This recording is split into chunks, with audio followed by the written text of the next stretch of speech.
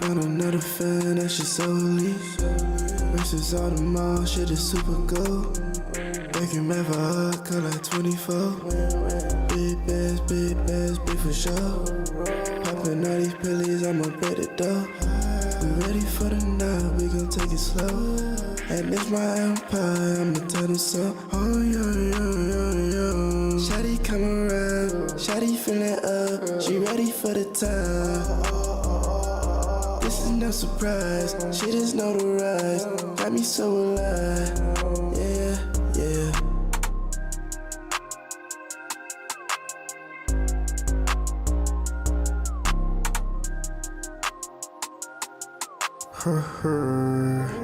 Bands gon' come through. Got these bands in the living room. All this pain that I'm living through. New plans keep me in the groove. I've been chillin' with your bitch, yeah, she a free throw. I've been coolin' in this bitch, yeah, she a free hoe. Don't got time for drama, you get kicked up out this hoe. She had so much time with me, she ride my dick, I hit the yo. I've been living hella lavish, in my mind I hit the wall. I got talent and I know these niggas ain't gon' feel me though. I've been swaggy in this shit, it's okay though. I might pull up with your bitch, she do I say so. I've been coolin' with the motherfucking monsters. I've been chillin' with some motherfucking monsters. And we really gonna cut you up like rosters. Yeah, we gon' cut them up like rosters. And I got the opera in my chopper, it's gon' pop, yeah. I just put up with the opera, you can't stop, yeah. You can't stop, yeah.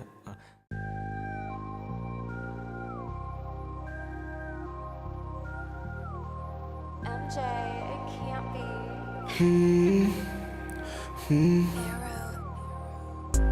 Counting all these bands, I got 20 feet. Found another fan, that shit so elite. Versus all the mall, shit is super gold. Making mad for her, cut like 24. Big bass, big for sure. Popping all these pillies, I'ma bet it though. We ready for the night, we gon' take it slow. And it's my empire, I'ma tell them so. Oh, yo. Shawty come around, Shawty feeling up. She ready for the time. This is no surprise, shit is notarized. Got me so alive, yeah.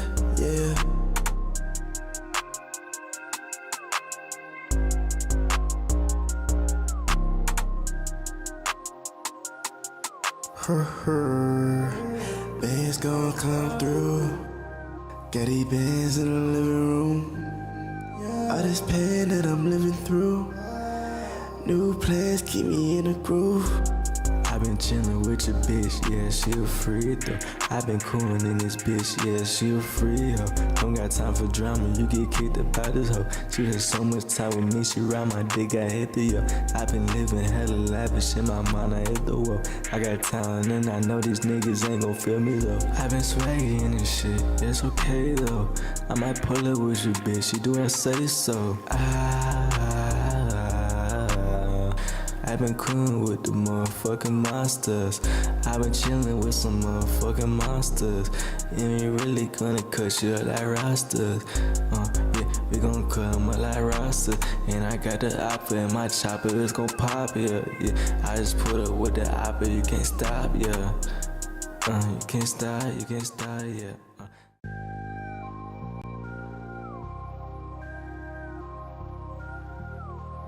MJ, it can't be.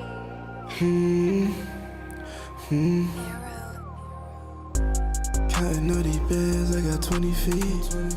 Found another fan, that shit so elite. Versus all the mall, shit is super gold. Making mad for her, cut like 24. Big bass, big for sure. Popping all these pillies, I'ma bet it though. We ready for the night, we gon' take it slow. And it's my empire, I'ma tell them so. Oh, yo. Shawty come around, Shawty feeling up. She ready for the time.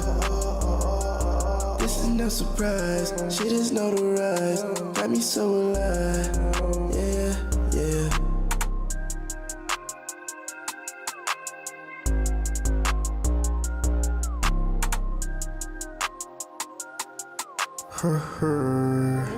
Bands gon' come through. Got these bands in the living room. All this pain that I'm living through. New plans keep me in a groove. I been chillin' with your bitch, yeah, she a free throw. I been coolin' in this bitch, yeah, she a free hoe. Don't got time for drama, you get kicked up out this hoe. She had so much time with me, she ride my dick, I hit the yo. I been living hella lavish in my mind, I hit the wall. I got talent and I know these niggas ain't gon' feel me though. I been swaggin' and shit, it's okay though. I might pull up with your bitch, she do I say so. I've been coolin' with the motherfucking monsters. I've been chillin'. Yo, what's good, y'all? You know, same shit, bro. We gotta make sure the mic is all good.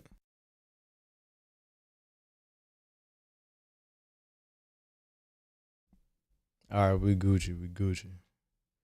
Shit.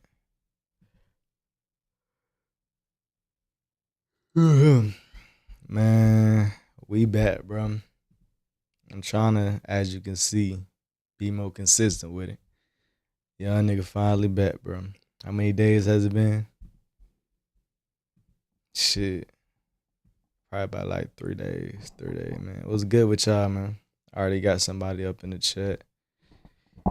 Shit. My just chatting. Let me go ahead set the Instagram live up.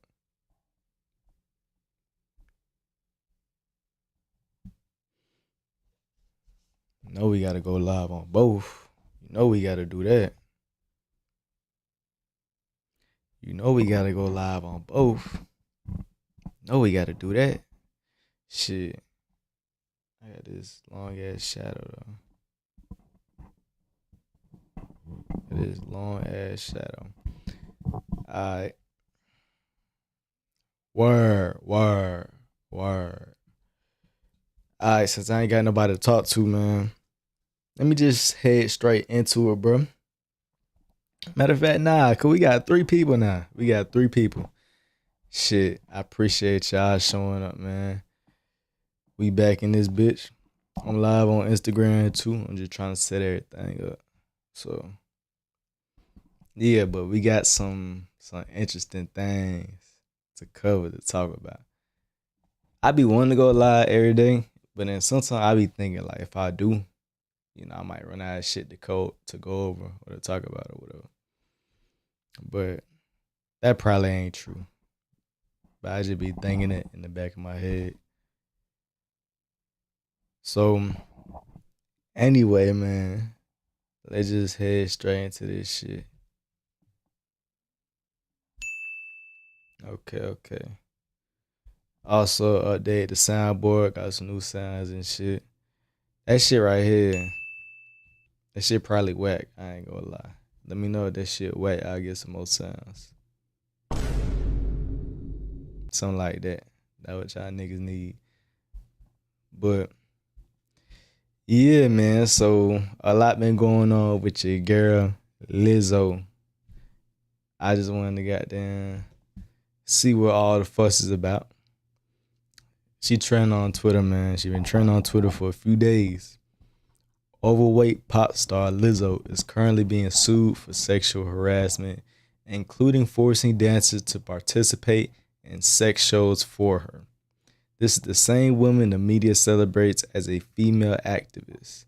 One of the allegations claimed LIZZO forced dancers to eat bananas protruding out of the sex workers' vaginas. The lawsuit says things quickly got out of hand. LIZZO began inviting cast members to take turns touching the nude performers, catching dildos launching from the performers' vaginas, and eating bananas protruding from the performers' vaginas. Awfully quiet from the Me Too movement. Now, my first thoughts is that shit sick as hell. My second thought is same way we got Me Too for dudes, for a lot of men to protect women, like let's give her an opportunity to really defend herself. Because it's like we be saying, bro, innocent until proven guilty. Lizzo don't strike me as the type of woman that would do something like that. She just don't give out that vibe, bro. She genuinely don't. So I don't know. This is like some complete left shit. Like I wouldn't even think to see something like this coming from a. And my lights tweaking. Stop tweaking. Okay, tying the fuck up. But yeah, I wouldn't expect to see nothing like this from her. So this is way left field. I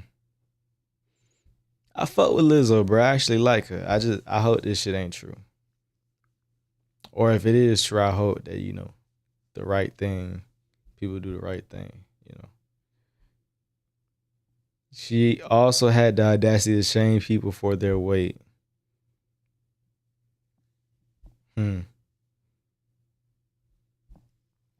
It sure seems like everyone from Hollywood is either a pedo or a psychopath. Is the requirement to get accepted. That is very true. There is a lot of like weird folks in that type of environment, bro. And they be, oh my gosh, bro. My light, I don't like that, bro. My light be tripping. Hold up, we gonna pull this shit out. Cause you got me fucked up. You ain't gonna keep giving me problems. You ain't gonna keep giving me problems, nigga. I don't like that shit, bro.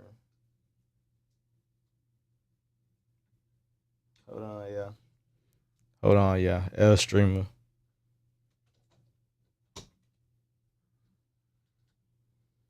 L streamer, bro. L streamer. I just don't like my light flickering, bro. Cause if I can see it, y'all definitely can see it. Okay, maybe we gotta turn it down one. But nah, I'm completely on board with that thought though. Like a lot of people in Hollywood, they be strange, bro. They really do. These faces that we see on the screen, you can't go for it. But at the same time, like Lizzo has had a lengthy career, and it's the first time we hearing something about her. I don't just want to jump on board and be with everybody else on that canceling her. Could you imagine being body shamed by Lizzo? That is crazy. I would just laugh at this shit. Body positivity advocate Lizzo hit with sexual harassment lawsuit. Accused shaming staff for their weight. How does the two go together, bro? That doesn't make sense to me. Sexual harassment lawsuit and then fat shaming. 3 former backup dancers for the pop singer Lizzo has filed a lawsuit against their former boss that alleges a hostile work environment and sexual harassment. Lawsuit was filed Tuesday, Los Angeles Superior Court. Employees of the Big Girl, Big Tour Incorporate, pressure and density commit sexually explicit acts, sexually engaged with new performers. Bro, why does everything have to be so damn sexually fucking out of pocket? Like, come on now, bro. Everybody's a sexual deviant nowadays. It makes no sense. Like, new performers. If anybody's doing anything live, we know for damn sure that a lot of people that are gonna be watching it are gonna be underage. So the fact that new performers even exist is kind of crazy to me, and that they have a somewhat mainstream platform. Pressures plaintiff Ariana Davis to touch the breasts of one of the new women performing at the club, laying a chant goading her to do so despite her objections. She likely agreed after the chorus became overwhelming. Damn. Such to numerous glowing media provided due to her body positivity, while she seemed less bubbly and vivacious. Thinly veiled concerns about her weight gain, which Lizzo previously called attention to after. That's funny. Because it's like, she's probably on Shotty because she's thinking that, like, if you get too fat, you're going to be tired more. You're not gonna be able to move as quick. You're not gonna be as nimble. So you need to be mindful of that because you're starting to gain a little bit of weight. But the same thing applies to you. You feel me? You know what I think? Because Lizzo, I don't think she's delusional, bro. I think she knows that she's fat and that being fat is not good for the lifestyle that she lives in terms of like her being a dancer, singer, live performer. Like, you're in the eyes of millions of people every day. So she knows, bro. She knows that being overweight is kind of like the lesser of the two options. But she's thinking probably because that's what she's known for. She's the caricature of like, big and beautiful, that she has to stay that way. But in her mind, she probably knows that it's better to be thin than it is to be overweight. So that's why she's telling her to do it, to lose her weight and get her shit together, while she just keeps on, doing what she's doing, bro. Either way, though, it's definitely hypocritical. But have accused defendant, Davis and fellow plaintiff Crystal Williams and Noel Rodriguez, racial, religious harassment, disability discrimination, assault, and false imprisonment. Lizzo, a woman whose weight has been listed at 265. She looks heavier, bro. She looks heavier than 265. I really don't believe that. The singer, who has been subject to numerous glowing media profiles. Thieville concerned about her weight gain. Lizzo previously called their attention after noticing it at the South by Southwest Music Festival. Although Lizzo never specifically asked about her weight, Davis was given the impression that she needed to explain her weight gain and disclose intimate personal details about her life in order to keep her job. Well, here's the thing. I don't think that people should be allowed to file discrimination lawsuits against people when it comes to things that relate to a likeness and image. Like, if you are a dancer and your job is to be in great shape, you should be able to lose your job and get nothing from it. You get what I'm saying? You should be able to lose your job and get nothing from it because it is your responsibility as a dancer to maintain your appearance, your physique, and all of that, bro. That's part of your job. So it's like, if she want to let Shawty go, or if she want to tell like, hey, get your shit together, because like, you're going to be on the chopping block if you don't tighten up and lose a little bit more weight, then that's fine. I feel like that's fair game. But all these other things that they're claiming she got going on is crazy to me, bro. Like, I don't even believe it. I really don't.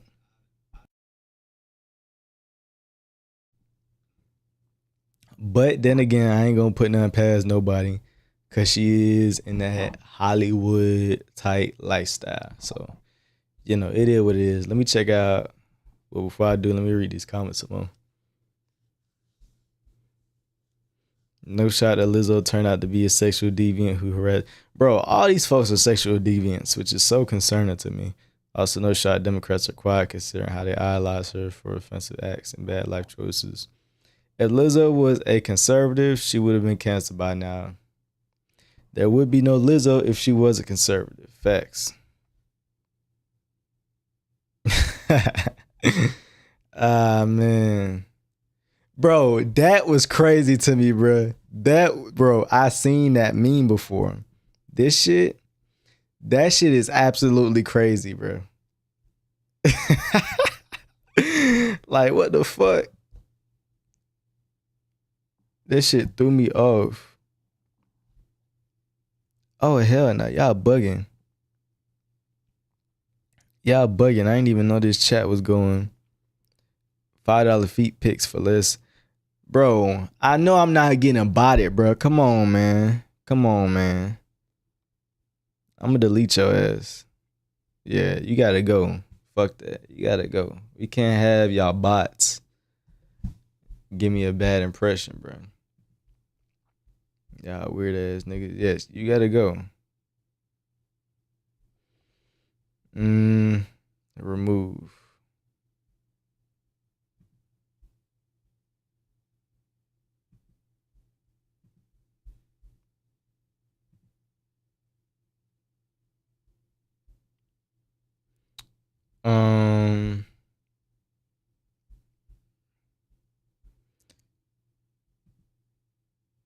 Shit, I'm trying to delete it, but it won't delete. You fucking fiend. You demon. Fuck. Damn, fuck you. Shaking my damn head. Bruh.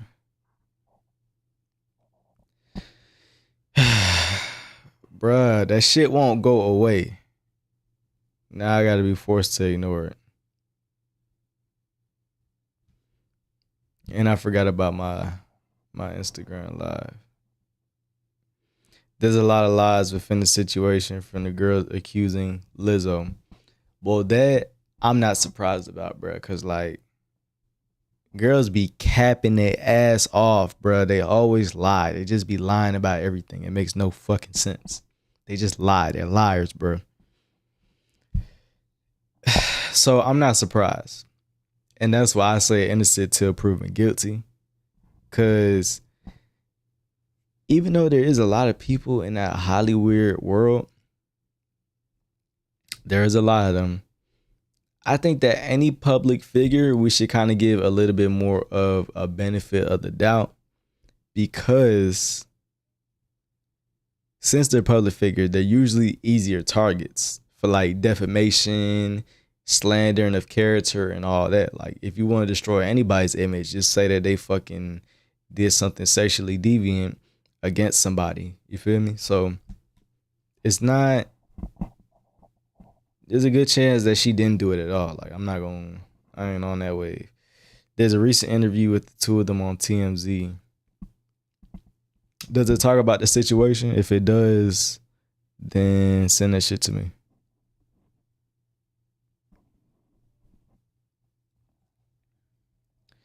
Yeah, that shit is fucking crazy.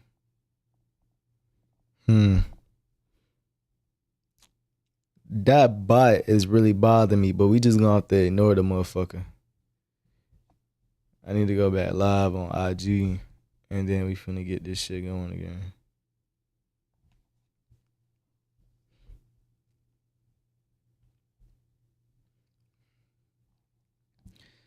Okay.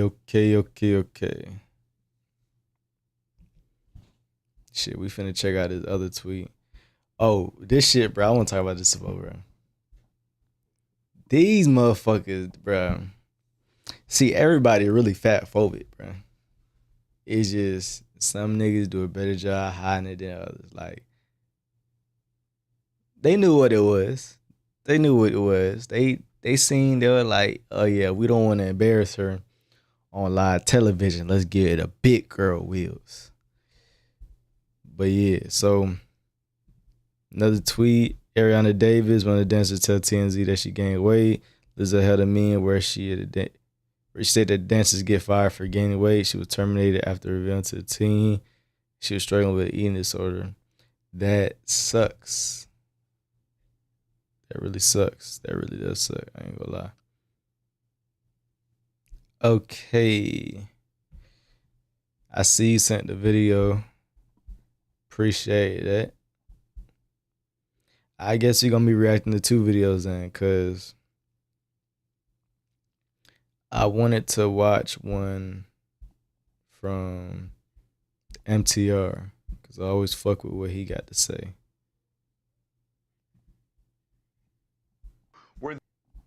I always fuck with what he got to say, so yeah, we gonna look at everything, bro. You're gonna look at everything related to Biggie. And for anybody coming in, bruh, ignore Mama Pam, bruh. I don't know what the fuck is going on. Yeah. I can't stop thinking about that. Mama Pam, she like living in my head rent free right now. And I don't like it. Okay. Lizzo accusers claim dancers feared retaliation if they didn't do what she wanted. How, Sway? Were these demands or suggestions made by Lizzo, as you I mean, they are pretty big, I ain't gonna lie. say, were they direct, where they said, I really want you to do it, or was it more, I'm afraid if I don't, I might get fired? Yeah, I think for both of us, there was like this always looming feeling of First off, bro. Bro. Real shit. Why look like she's smiling a bit, bro? Like when she's trying to explain herself, she's smiling as if she thinks that this shit is a game. I don't know. I feel like if somebody was really genuinely bothered, they wouldn't be just smiling, bro, and just laughing at the situation while they're explaining it. She not really laughing, but it seemed like she think that shit funny. You feel me?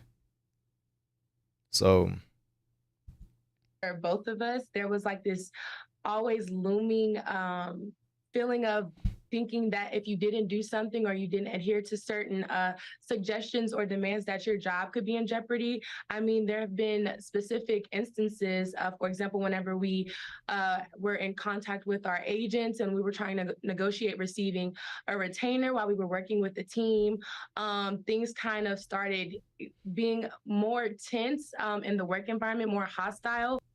bro, just look at her face. Face of lies, bro. Women lie a lot, bro. Men lie too, but men don't lie in the same way women lie, bro. This shit is nasty, bro. I'm calling it. She's a liar, bro. So Wrong. right off the bat, we kind of already felt like the energy was shifting. And after negotiations for retainers began, we got an email before one of Like bro, y'all see that shit, bro? Tell me you see that shit, gang. Vibes don't count in court. Ain't like she literally forced them to. Facts. But also, like, tell me we seeing the same shit, cause I know I'm not tripping. Like she over there smirking and shit. The energy was shifting. And after negotiations for retainers began, we got an email. Like, look at that, bro.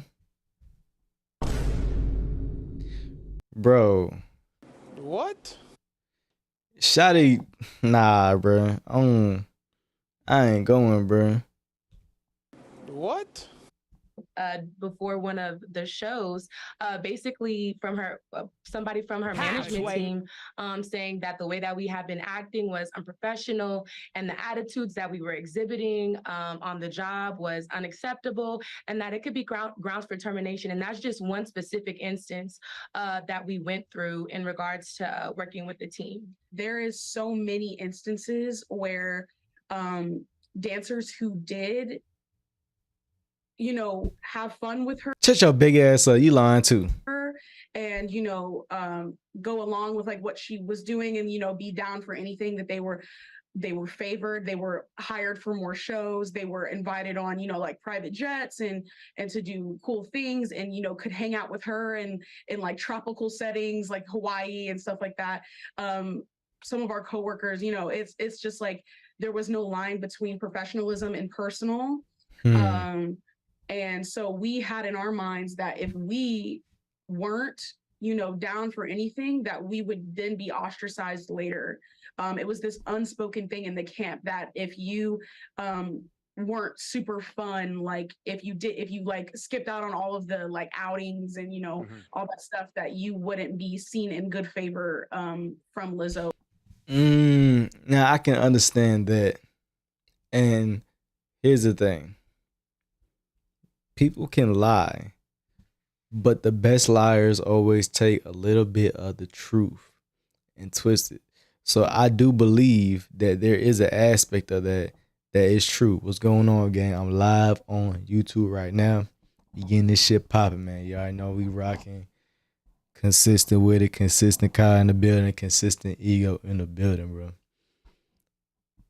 Every single lie always takes a little bit of the truth, and they embellish it and they twist it, bro.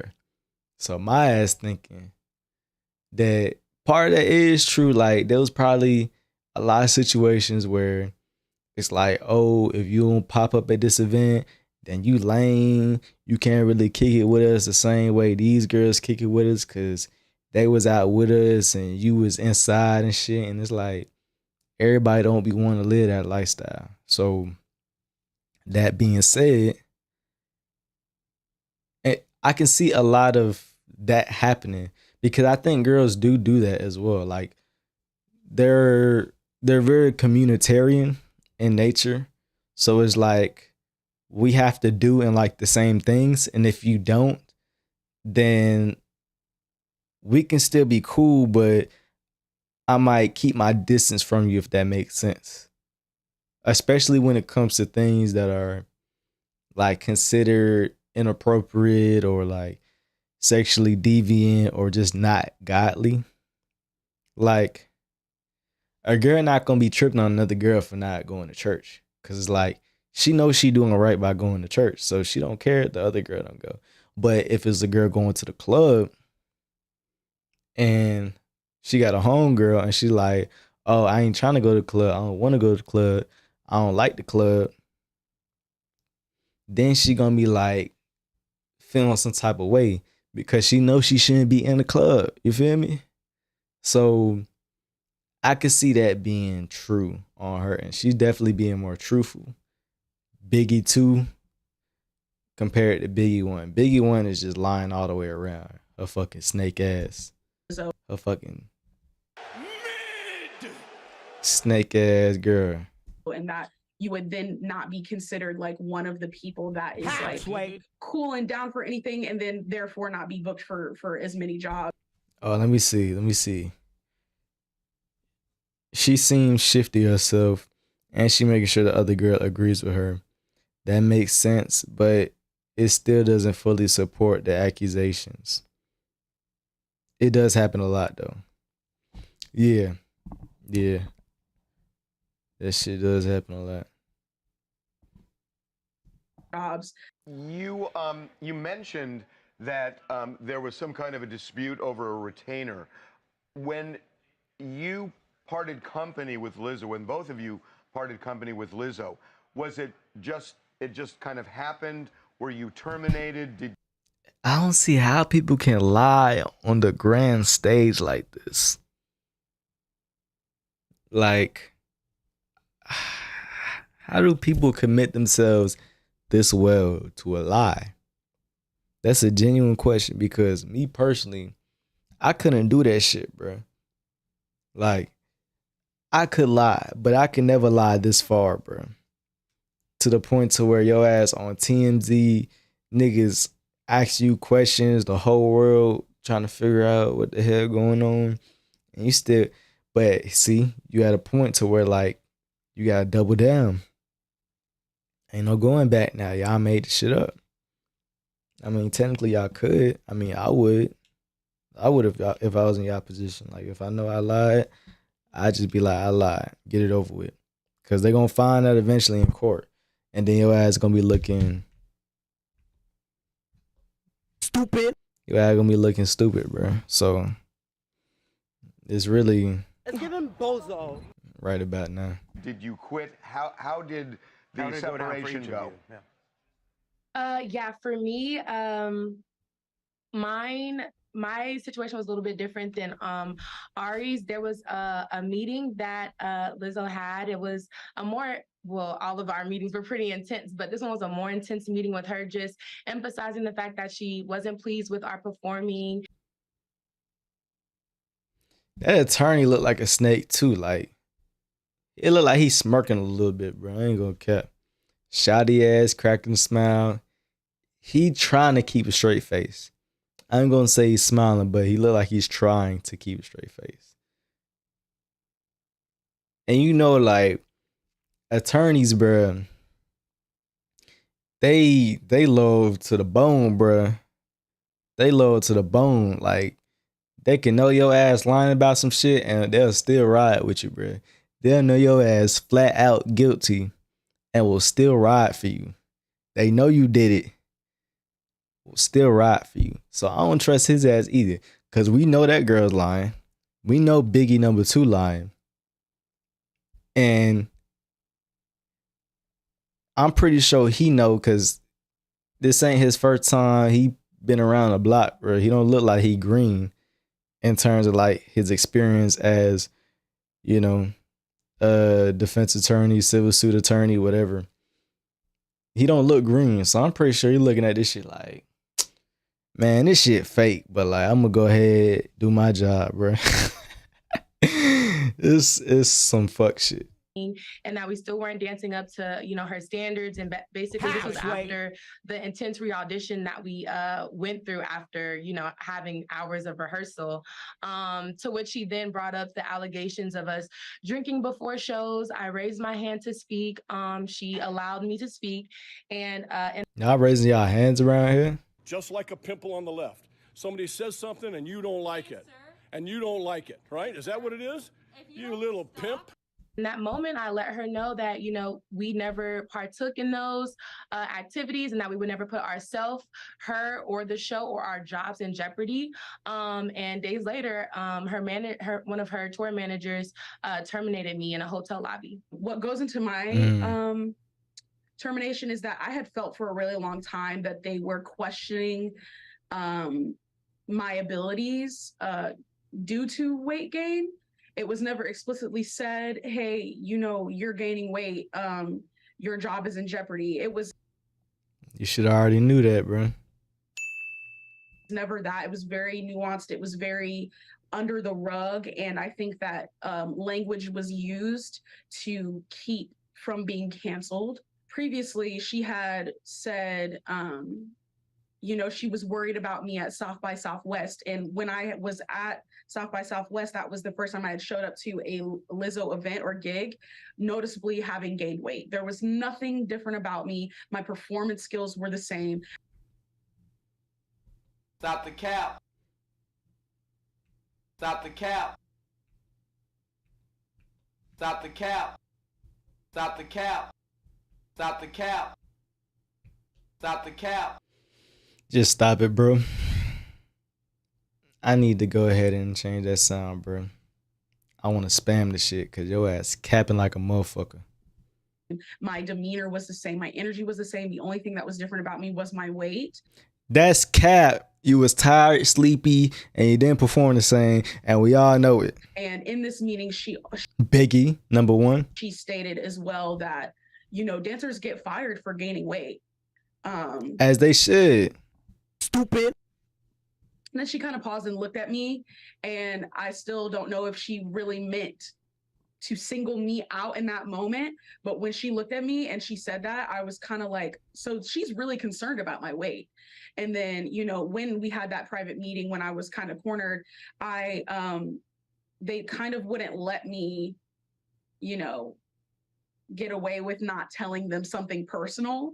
So, and a reason why something was wrong with me. So I ended up telling them that I struggle with, you know, anxiety and depression, and that I'm in recovery from an eating disorder. And as soon as I said eating disorder, they immediately were like, oh, like in their head, it was making sense as to why I was gaining weight, because it had something to do with an eating disorder problem. Well, I feel like everybody use that excuse. Everybody that say that they overweight and it's this and that, it's always because of some anxiety, depression, ED. I don't know how common it is, but I hear that shit every time, bro. Somebody lying. But let me read the comments. Once more, proof that nobody should be put on such a pedestal. Come on. Dalala Reef 3663. This is fake. It's gonna be hard to prove. It's all what they felt and what they assumed was thought by Lizzo's team. Anyone with legal experience knows that nothing they said on this show will result in a successful lawsuit. Energy isn't a thing that a judge will consider. And here's the thing. This is why I'ma sound sexist, but this is why male judges are good, because male judges don't be looking at shit like energy and vibes and shit like that. They look at it for what it is. Ain't no nigga falling for that energy bullshit. Unless LIZZO directly said to do it or get fired, no case. I personally don't care with her just because the way she holds herself plugging around children.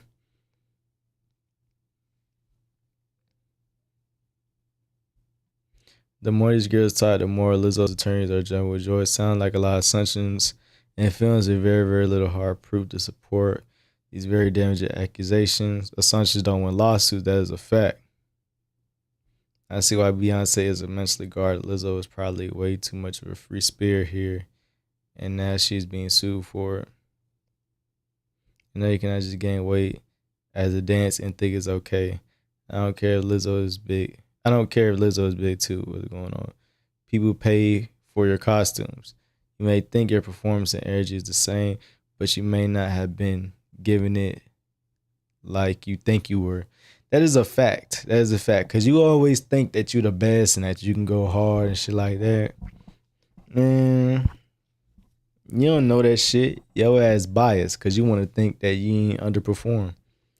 They do have an ED though. They eat way too much. Oh, I get what you're saying. Yeah. But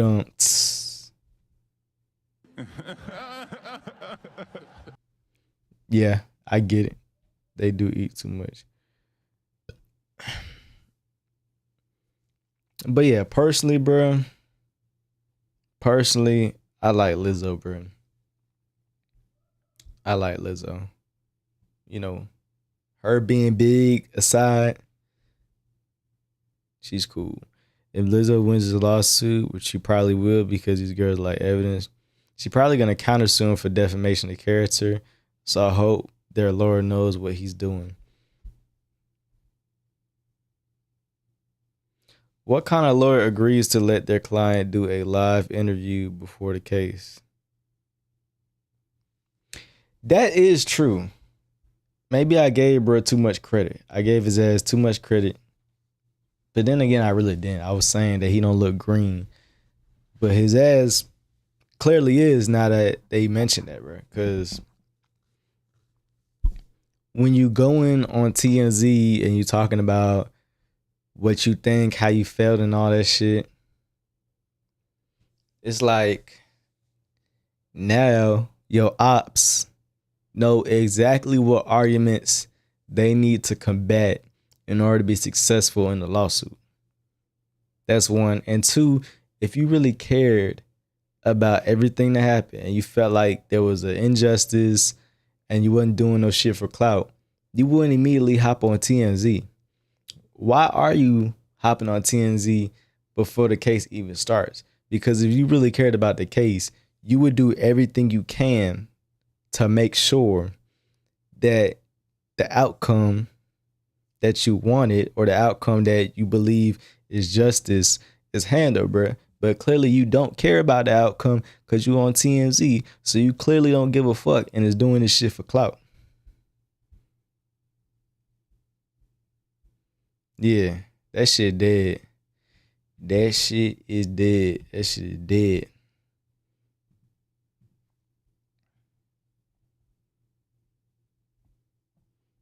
That shit is dead to the motherfucker.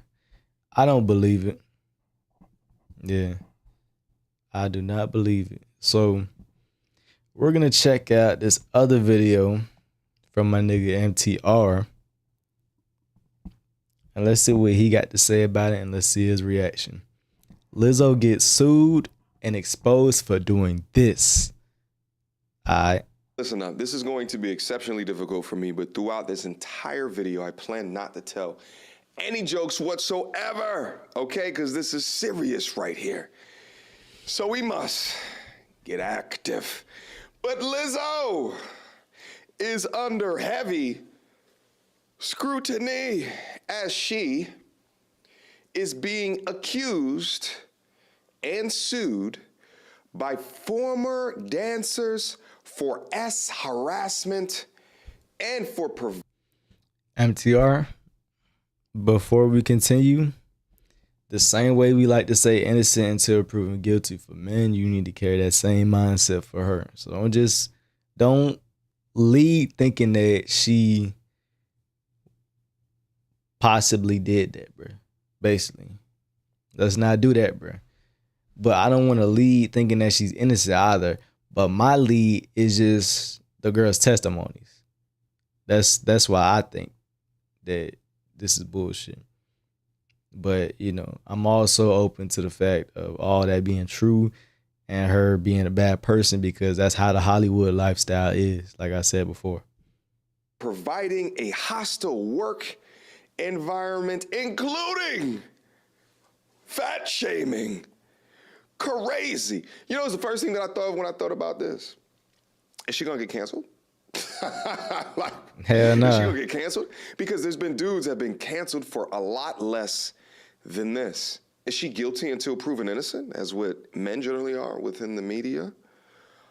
S harassment. If a guy gets accused of S harassment, guess what? He gets movie rules pulled for him. He gets canceled all over TikTok and Twitter. All of your armchair Twitterists come out of nowhere and start purporting all these things about his life. Is the same thing gonna happen to Lizzo? We'll see. Man, that is a very attractive photo of Lizzo right there, though. Wow. Anyway, according to reports, 3 of Lizzo's former dancers is suing the singer for S harassment and creating a hostile work environment. The lawsuit filed. Just the claims in itself makes me think that's bullshit, because that be a girl's go-to.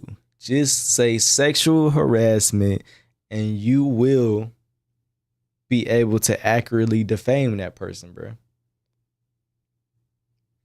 Just say sexual harassment. They'll bite it. They'll go for it. You feel me?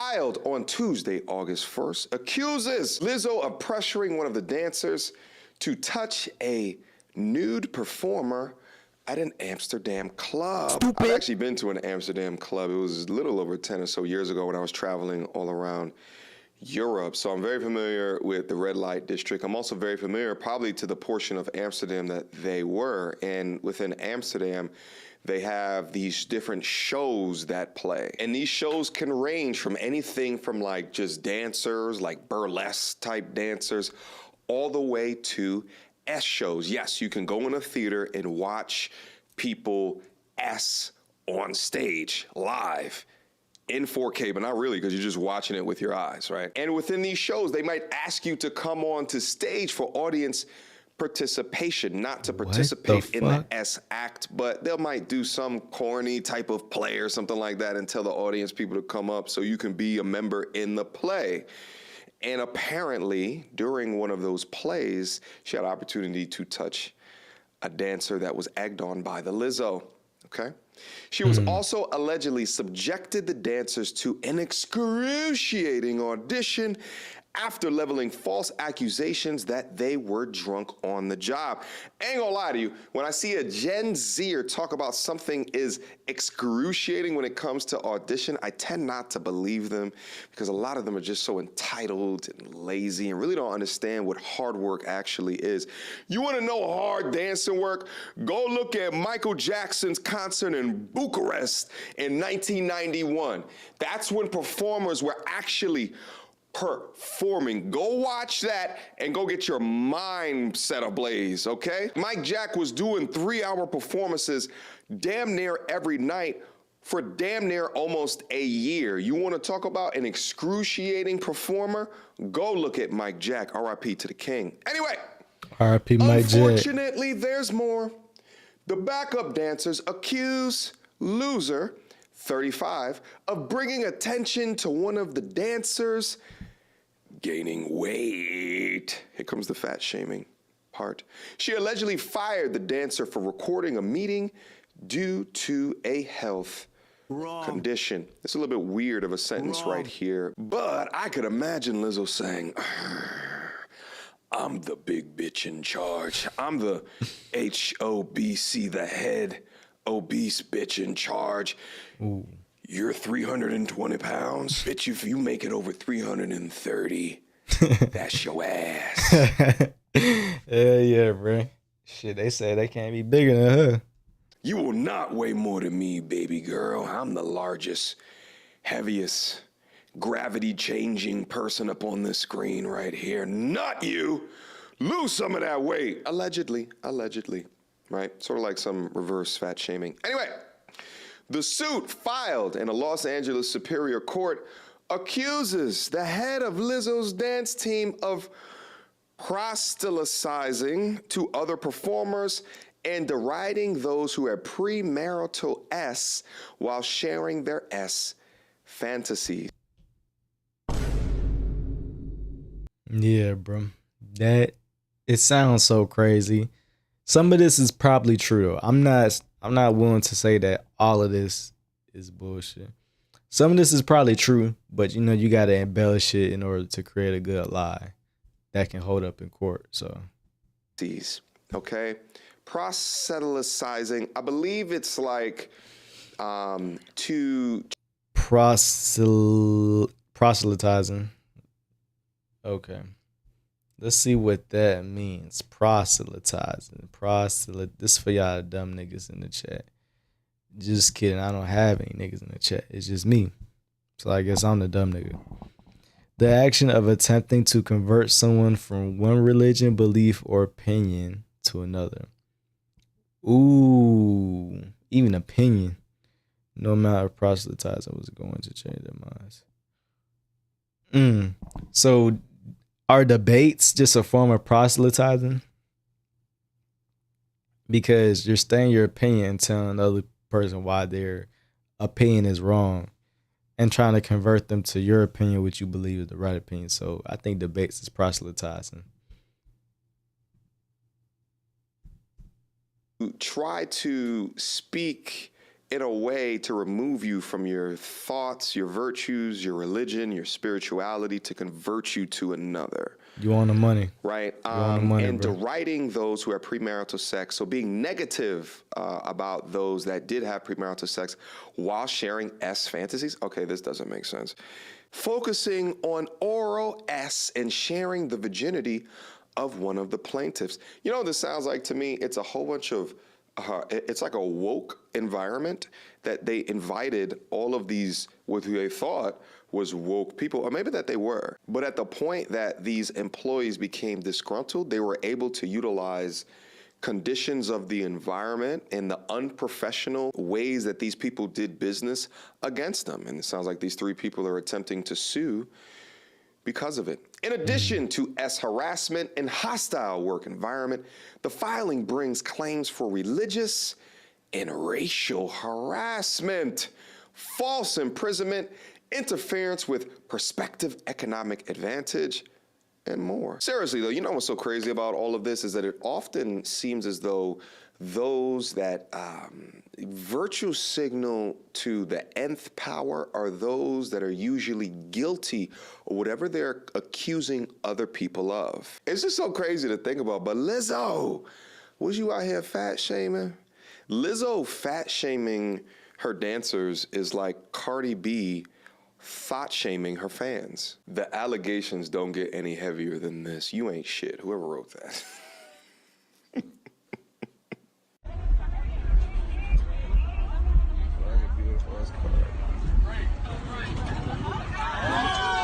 Bruh.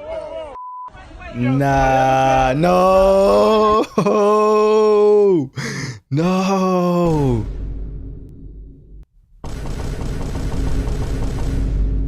No. Ain't no boy, ain't no way. Ain't no way, bro. Nah. Let him drive. Let him drive. Nah, that's crazy. So there's a picture of her here, and I don't know if these are two of the dancers that are alleging all of these things against her, but Just by looking at her, you could tell the type of backup dancers that she has. Anyway, at the club, Lizzo allegedly, by the way, at YouTube, if you're watching this damn video, she's wearing a damn bodysuit, okay? That's not her skin. At least I don't think that it is. Yeah, that's not her skin. Her skin is too smooth. She's wearing an outfit. Don't demonetize my damn video, YouTube. Anyway, at the club. Yeah, Lizzo is very open sexually. Can get a little uncomfortable sometimes in her past interviews. Yeah, so so what I'm thinking is, I'm thinking that this was a very unprofessional work environment. People were like open. They kind of just, did whatever. They talked about whatever. And it was all cool until it wasn't. And then when things weren't cool, they used that loose boundary of unprofessionalism against the people who created that environment for them in the first place. Because I can see her having like a more laid back vibe in terms of how she treats the other dancers.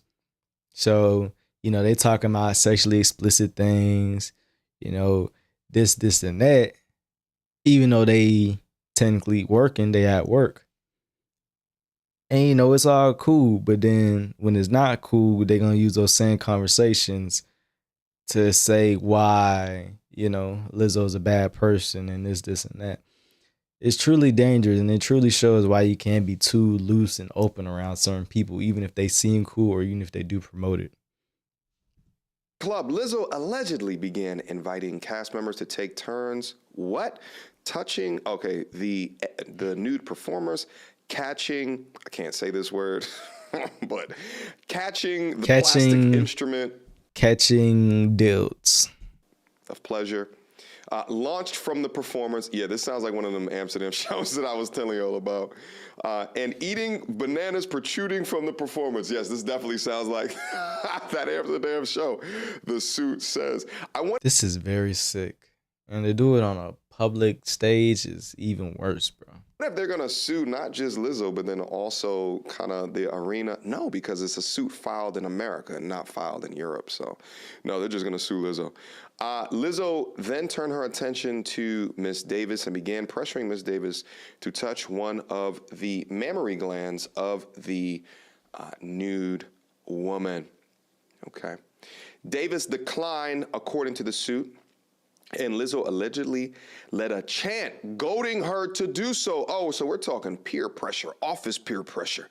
After Davis declined 3 more times, the chant grew louder and more strident, demanding a visibly uncomfortable Miss Davis to engage with the performer. I mean, so fucking what, bruh? So fucking what? And what do I mean by that? So what? The chant grew louder and the folks in the crowd was pressuring you to, touch the new performer. That doesn't mean that you had to do that shit. And also, you had a live performance. What else do you think they are going to do? What else do you expect them to say or to do when they see you on stage with Lizzo, or they see you with Lizzo and there's a new performer? Like, what else do you expect? No, don't touch her. Like, they all gonna tell you to touch her or him or whatever. Well, it's definitely her because of the rest. But they're going to egg you on. So you should already know that before even getting within 30 feet of that fucking stage. You feel me? And also, at the end of the day, it's not like anybody forced you to do it. You chose to do it yourself. So that is not gonna hold up very well in court. So it sounds like she was goaded into touching the areolas of a performer when she absolutely didn't want to. Funny thing is, the papers for the lawsuit ain't only about Lizzo. The choreographer is the main one with the most accusations against them. Wait, the papers for the lawsuit ain't only about Lizzo, the choreographer is that main one with the most accusations against them. the choreographer ain't getting backlash because they ain't let the wallet. Because they ain't the wallet the girls want. Oh.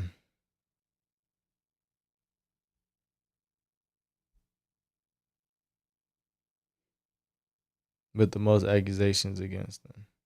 So you're saying the choreographer allegedly has done more bad things than Lizzo, but they're not talking about the choreographer, they're talking about Lizzo because of the wallet? If so, say yes. Because I can't see the chat. And so sometimes I don't know when exactly you're saying this. So sometimes you might say something and I don't know exactly what you're referring to. But I'm going to try to check in with the chat pretty frequently so I feel like I'm not missing anything. Okay?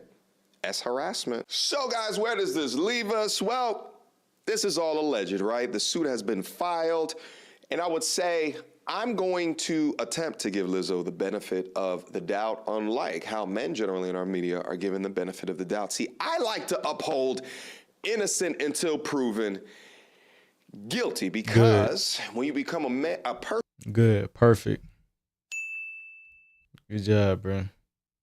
Person of substantial status, means, money, power, in a very litigious society, people can come out the woodwork with a bunch of allegations.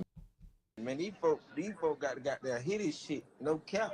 But at the same time, two wrongs don't make a right. So although they do that for men in our media, I would be remiss to do that for women in the media as well. But if true, I think this is an absolutely hilarious way to inevitably watch the fall of one of the most sinister, notorious body positivity performers or entertainers or influencers out there. And honestly, I am not mad at it at all. I am not attracted the face of to body overweight, positivity. obese women whatsoever. And the more overweight and obese Okay, you say, performers and yeah. entertainers that we have, the more comfortable that the women around us are with that body type. So it is what it is at the end of the day, but this will be an interesting one to follow. All right. Questions, comments, concerns. Y'all already know what to do. Me with tutorials and reviews. Good shit, MTR. Let's see what the comments are saying. Lizzo's under heavy scrutiny. Someone said anytime Lizzo makes the news, it's groundbreaking. Wow. Feels like women can do what they want without any consequences. Lizzo body shaming is wild. They cannot compute a big woman fat shaming another big woman. We are definitely living in crazy times. It makes no fucking sense. But here's the thing. Lizzo wants to be the biggest of them all. So she can't get too big, bruh. The dancers cannot get too big. Lizzo calling someone fat. That is bro. It's so goddamn crazy, bro. What? That shit's so damn crazy. But yeah, so shit. While we're on the topic of women, this is a very long video. 32 minutes. I want to add to this conversation. So maybe we'll watch the whole thing. Maybe we won't. But we're going to watch half because this is 32 minutes. And I don't just want it to be playing. I want to actually add value to the video. Because then I basically copywriting. So yeah, let's see what is going on with Sydney Watson. How birth control destroyed an entire generation of women. On this video, ready to fight me, but please do not. Hi, my name is Sydney. Welcome back to hell. And as per usual, before we launch in, today's video is sponsored by Foom. Now, I've really wanted to make this video for quite a long time, but never really felt like the conversation was on the table, for we've all been preoccupied elsewhere. Hi, today would be day 500 of being a girl. Oh, hell no. Recently, I happened upon an article titled "Conservative Influencers Are Pushing an Anti-Birth Control Message," and I thought, yes, now it feels like the right time. We should. The article outlines several commentators and Fuck birth control. Nigga. personalities, both male and female, who have made comments about the negative effects of hormonal birth control. And just to be clear, yes, there are multiple types of contraceptives. Some are hormonal and some are not, but I specifically am talking about the pill. And we'll be using a bunch of terms interchangeably, like oral contraceptive, or the pill, or the birth control pill, or hormonal birth control pill. And I'm sorry if that's at all confusing or not scientific, but it's too late to do anything about it now. The article also says that mentioning the consequences of taking the pill will instill fear in women who could otherwise benefit from this medication. It also links to another article from February by Media Matters that directly goes after the comments of Alex Clark from Hoplitics, who said that the pill is poison and her objective is to get women off of it. I think one of the primary problems with this topic is that people try to paint it as a left-wing versus right-wing issue, which Bruh, it's just simply not good for you, bro. Why do we have to politicize everything? Like, why can't we just have unanimous things that we can all agree on is not good for you? Birth control is not good for you. would explain all the angry articles I found about it. And that's largely because some groups view contraception, just as a general rule, as wrong and or sinful and or bad. There is also a fear that contraception will be next on the chopping block as far as other discussions around pregnancy have gone. But here's the thing. I don't view this as a sides of the aisle issue. And I believe that all women, regardless of where they sit on the political spectrum, should have an understanding of what they're putting in their body and what it inevitably will do to them. And most importantly, I believe in choice. If the pill is the right choice for you, then so be it. But by the same token, I also believe in making informed choices. And unfortunately for a lot of us, the informed part was left off the table when it came to doctors forcing hormonal birth control onto us as teenagers without properly explaining or explaining at all the long-term side effects and overall consequences of taking this medication. So yeah, thanks for that. Why must you fail me so often? So that's what we're going to talk about today. The birth control pill and the many side effects and long-term consequences of taking it. Something I just want to make note of as well is that although, as per usual, I will Birth control is terrible. All women talk about the side effects. It's not political. It shouldn't be political, but people are politicizing it. And what's so funny is that, like, women talk about the side effects, but women I used to talk to still take it. Like, I'm talking about prior. Now, how you get peach? I'm talking about prior. But I just remember, like, in high school and in college, like, they talk about the side effects. They say, oh, yeah, it's not good for me. But they would still take it. It's like, huh? I will try to be as even-keeled about this as possible. You stupid bitch. Stupid. I do have some personal experiences here that do color my opinion, and I have a vested interest in this. That also said as well, this is a massive topic. I definitely won't be able to get to everything that relates to it, so just bear that in mind that this is by no means an exhaustive video. It is just an entry into this topic, and I'm sure that there are lots of other resources out there that you can go investigate if you want more information.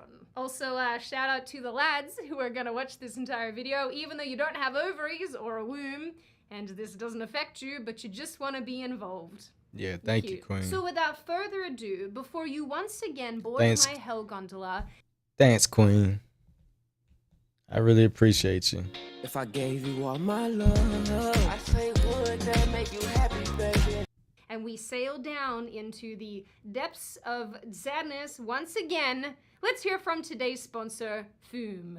It is true. Quitting your bad habit can be very hard. There's the suffering of cold turkey, the annoying advice from Okay, I don't need this.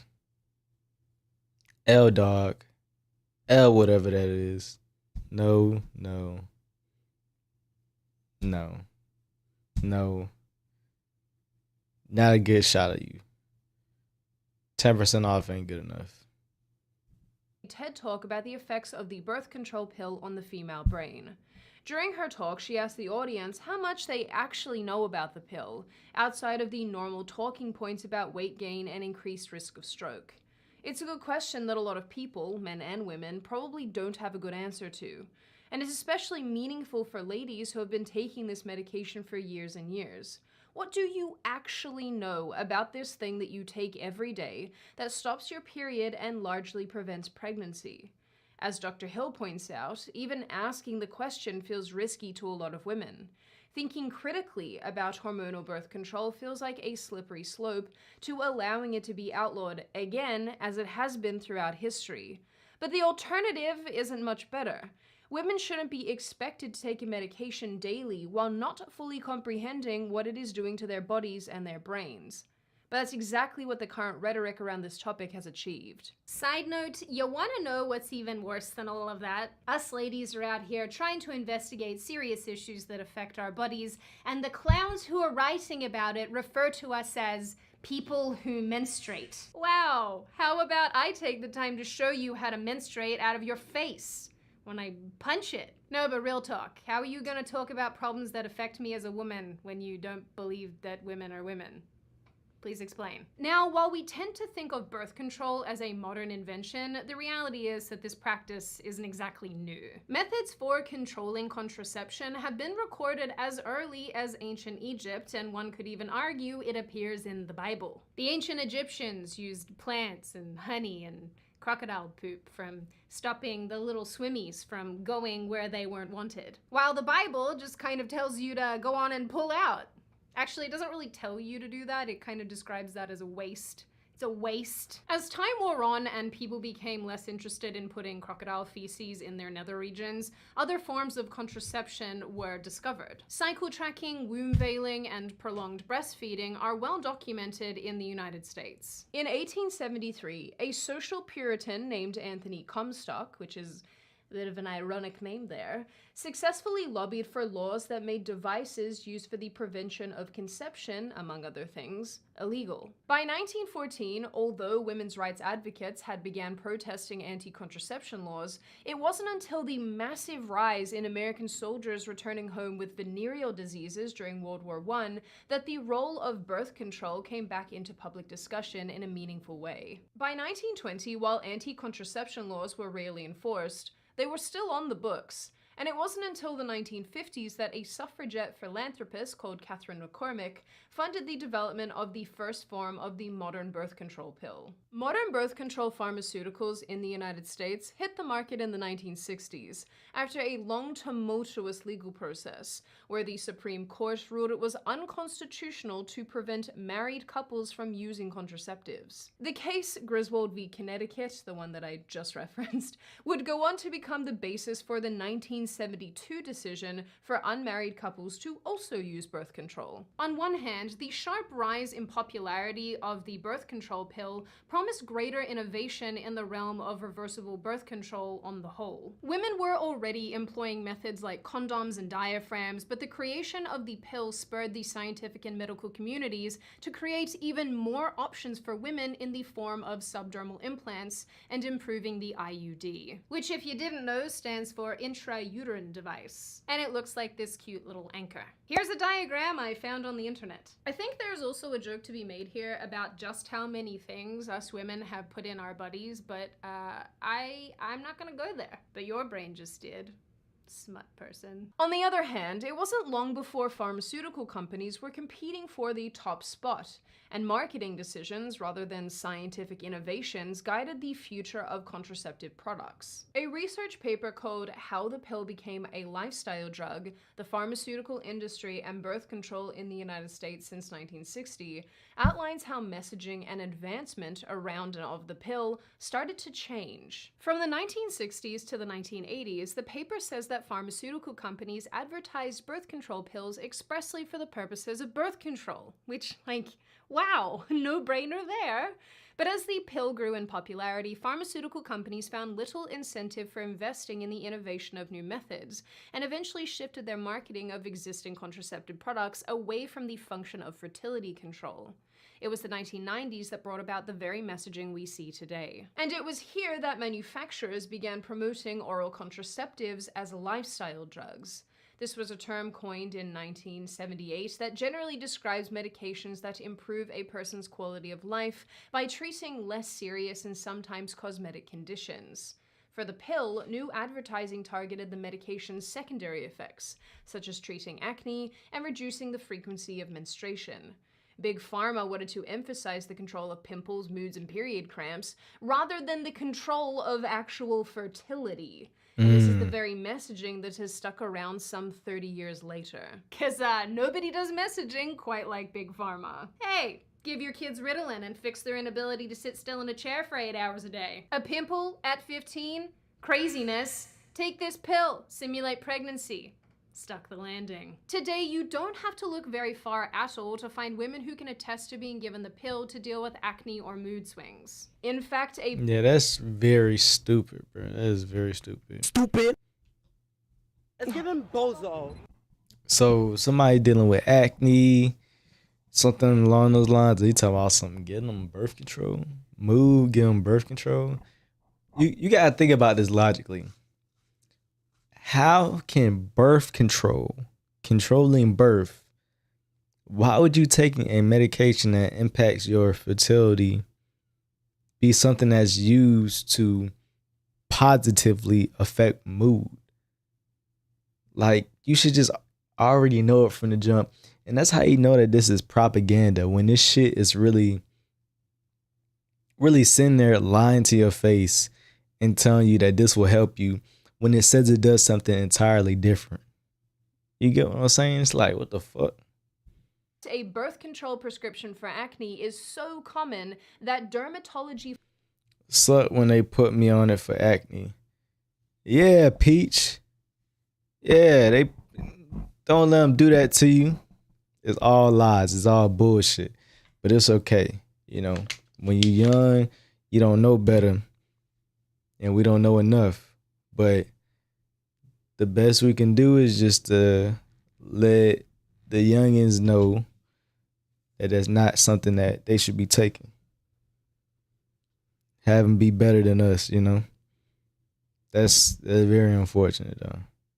focused sites and clinics constantly talk about it and prescribe it for this purpose alone. The same goes for a myriad of other issues that exclusively affect women. For some, the pill is treated like a magic fix, but given what it does inside the body and to the body, it can inadvertently medicalize women for life. Now, given that birth control is one of the first kind of medicalizations that is so widespread and taken for such long periods of time, one would think that the people being prescribed this would understand what it does to their bodies, right? Wrong. What a lot of us don't realize, especially those who are prescribed this medication as young teenagers who don't really understand anything at all.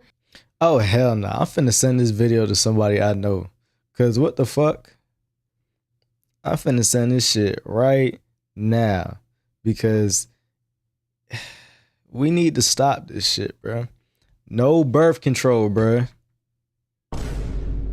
No fucking birth control at all. Fuck that shit, man. Man, these folk got their hit this shit. No cap. Like, what the fuck? Man, hold up. This Sydney Watson, man. I love her. I love Sydney Watson. She's a very smart girl. Very, very smart girl, man. Don't get it twisted, man. I'm all for women too, as long as they make sense. And she be making sense when she talk. So, you know, I'm listening. But yeah, this ain't good, bro. This ain't good at all. I'm trying to send some shit.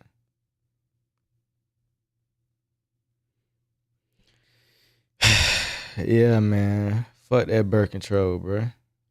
You don't need that shit.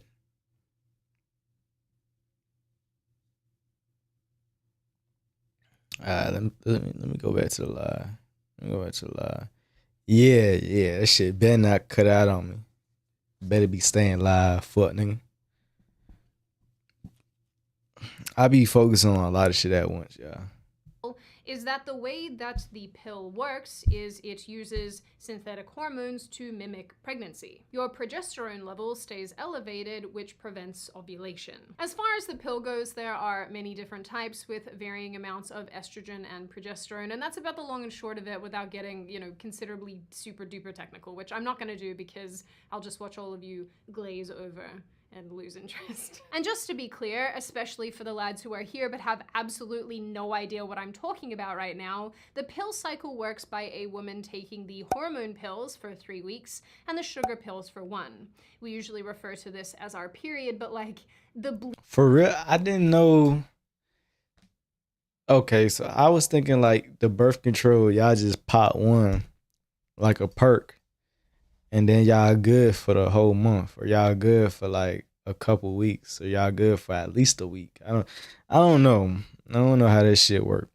But you telling me y'all got a pop 4, like a not gonna do because pop 4, like a damn, like a perk 30. I'll just watch all of you glaze over and lose interest. And just to be clear, especially for the lads who are here but have absolutely no idea what I'm talking about right now, the pill cycle works by a woman taking the hormone pills for 3 weeks and the sugar pills for 1. We usually refer to this as our period, but like the bleeding is from the withdrawal of hormones. If a woman decides to continue taking the hormone pills and not do a week of the sugar pills, then she theoretically won't bleed. I'm prepared to admit that I didn't know for an embarrassingly long period of time that the bleeding that happens when you're taking the sugar pills is not a period. I didn't know that. Yeah. Y'all wounds are very strange. So you telling me y'all could bleed, but bleed a different type of blood down there? That's icky. To admit that I didn't know for an embarrassingly long period of time that the bleeding that happens when you're taking the sugar pills is not a period. I didn't know that. So why was this never explained to me? Now, with all of that in mind, if you take to social media and listen to the experiences of women, you find that many were placed on an oral contraceptive in their teen years or early 20s for lifestyle reasons. My positive experience on birth control. I feel like I never hear anybody talking about this, so that's kind of why I want to talk about it. Also, not a single comment on the rollers. I don't know what I'm doing. I'm just trying to do something new. I started birth control back in August of 2020, and it completely transformed my acne. So many women, myself included, were prescribed birth control at a very young age without properly being educated on the long-term side effects. I was put on birth control at 15 years old and was on the pill for 10 years. The trouble is that many of these women don't feel That is crazy. That somebody can give you birth control and you be on that shit for years. Years you're on birth control. That shit, bro, that shit changes your body chemistry, bro. Like, that shit fucks you up.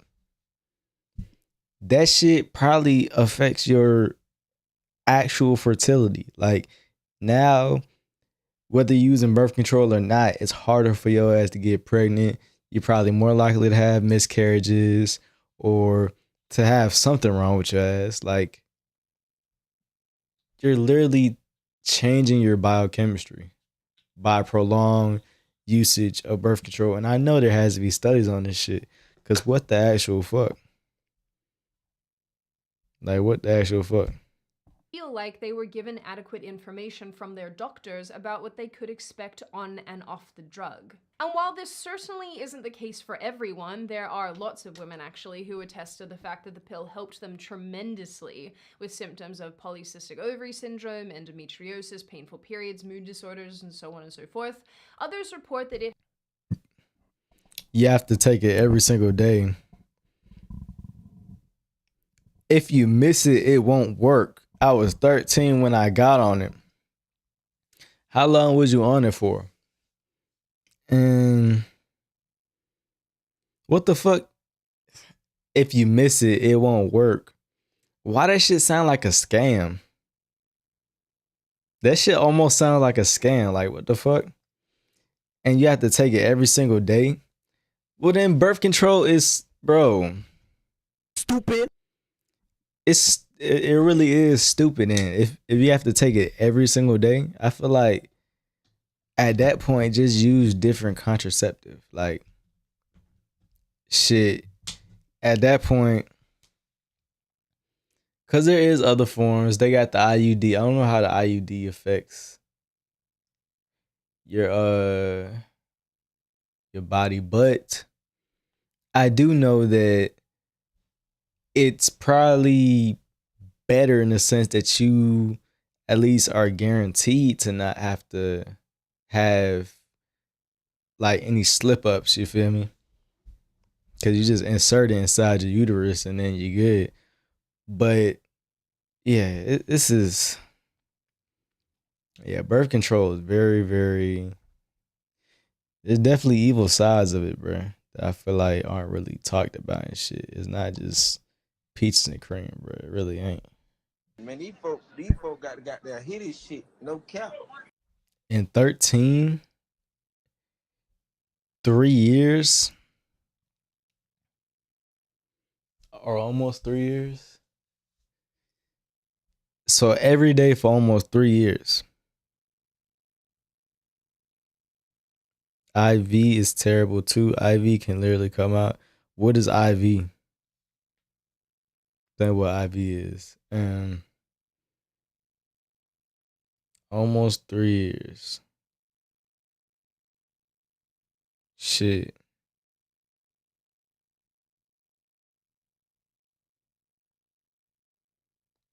Born babies will have it in their hand. I don't know what that is still. But every day for 3 years. You was 13. And I feel like the younger you are, the stronger its effects would have on your body probably. So I don't know, like you could text me this if you want to instead of saying it in the chat. But how do you think that prolonged use of birth control has affected you physically and mentally? And do you believe that these effects were like temporary? Have they faded or are they still there? Like, is there remnants of you having taken all this birth control for so long? Well, you can just text that to me if you want to. You ain't gotta, that it has impacted them long after they stopped taking it. And honestly, this is something that I can relate to a lot. Without getting into too much detail, this was more or less my experience when I came off of hormonal birth control after taking it for around 8 years. And it is sad to say, but in some ways, this was more or less my experience when I came off of hormonal birth control after taking it for around 8 years. 8 years is crazy, bro. Women will dead ass take this shit their entire lives and fuck their lives up, bro. This shit is not cool at all, bro. All this shit is like, damn. And it is sad to say, but in some ways I've kind of lost hope that some of the body functions and the hormonal functions that I have that were disrupted by taking birth control will ever go back to normal. And I think the even sadder reality there is that I know I'm not alone. It's kind of ironic because in a quest to fix the issues caused by birth control, I ended up going on other medications that just screwed with my hormones further and sort of just ended up in this perpetual loop of trying to fix hormone-related issues with new hormones and just realizing that the entire thing was a circular mess. But it's fine. I'm working it out. Did a juice cleanse, hugged my dog, hoped my doctor was out there somewhere getting eaten by a... Birth control is a scam, bro. That shit is almost it's almost as worse as taxes, bro. Nah, nothing could be worse than taxes. Taxes is the biggest scam in life, bro. The biggest scam in life. You know what else is the biggest scam in life? I think the biggest scam in life is somebody taking your life, thinking you got more time on this earth. Nigga was just chilling, and then next thing you know, boom. Ain't alive no more. Or she ain't alive no more. That's a scam. That's the biggest scam in life. The second biggest scam is taxes. The third biggest scam is this birth control shit. I'm trying to get the live going on Instagram. It keeps shutting off. By a snake. What? Anyway, jokes aside, what I am describing to you here is actually a huge problem. Women are prescribed a drug that is almost viewed, or I imagine it's viewed by some doctors, as an easy, carefree fix to a multitude of other problems. But in saying that, I just wonder how many of us are actually ever walked through the ramifications, both short-term and long-term, for taking this medication. Few, I would imagine. In 2021, Dr. Michael Lipton, a medical director of MRI services and professor of radiology, psychiatry, and behavioral sciences at Albert Einstein College of Medicine, said in an interview that it was Albert Einstein College of Medicine. What? Bro, what are you talking about, man? remarkable that we didn't know more about birth control and how it works, despite how widespread and normalized it is. And to be honest with you, the bulk of the research that I looked at while writing this video made it. Its effects on the brain are poorly studied and not understood. You want to know why? Because if they actually studied it, they would find out it ain't good shit, and they know that. And to be honest with you, the bulk of the research that I looked at while writing this video made mention of this. Repeatedly, researchers would say that more investigation and study must be done to fully understand the effects of these drugs on the female body and brain. Of course, and just to be clear, we know how different contraceptives work, at least on a technical level. And there are several types of hormonal contraceptives on the market that come in pill, patch insertable, and injection form. The IUD, which contains copper, is a non-hormonal option. In 2019, Lipton and his team reported on research they'd conducted that found women taking a combination pill containing both progesterone and estrogen had significantly smaller hypothalamus volume compared to women not taking these pills. The hypothalamus produces hormones. The hypothalamus helps regulate essential bodily functions, including body temperature, mood, appetite, sexual cycles, and heart rate. I remember learning this in college, and I was very interested in it. And containing both progesterone and estrogen, research they'd conducted that found women taking a combination pill containing both progesterone and estrogen had significantly smaller hypothalamus volume compared to women not taking these pills. The hypothalamus produces hormones and helps to regulate essential bodily functions like body temperature, mood, appetite, sex drive, sleep, and heart rate. In his own words, Dr. Lipton said, "We have found a dramatic difference in the size of the brain structures between women who were taking oral contraceptives and those who were not." He added that the team hasn't shown or proven definitively that the pill causes this, but the finding is still significant. Lipton also found that smaller hypothalamus volume was associated with feelings of anger and depressive symptoms, but stressed that this finding was preliminary. Other researchers and professors have arrived at similar conclusions, especially with regard to the effects of the pill on the brain. Dr. Sarah Hill, 7 days a week. That shit tough. who I mentioned earlier, has covered this matter in great detail. Actually, I didn't realize this, but I own her book. I didn't make the connection between that, but here we are. During her 2019 TED Talk, Dr. Hill explains that the hormonal profile of the birth control pill is essentially sexual anti-venom, meaning the pill's makeup significantly affects women's libido. That women who are on the birth control pill exhibit decreased sexual desire and decreased sexual functioning relative to their naturally cycling. The pill can decrease sexual desire, form of sexual anti-venom. Testosterone, estrogen, hormones that inhibit sex, progesterone. I knew that before seeing this. That's cool. Low hormones.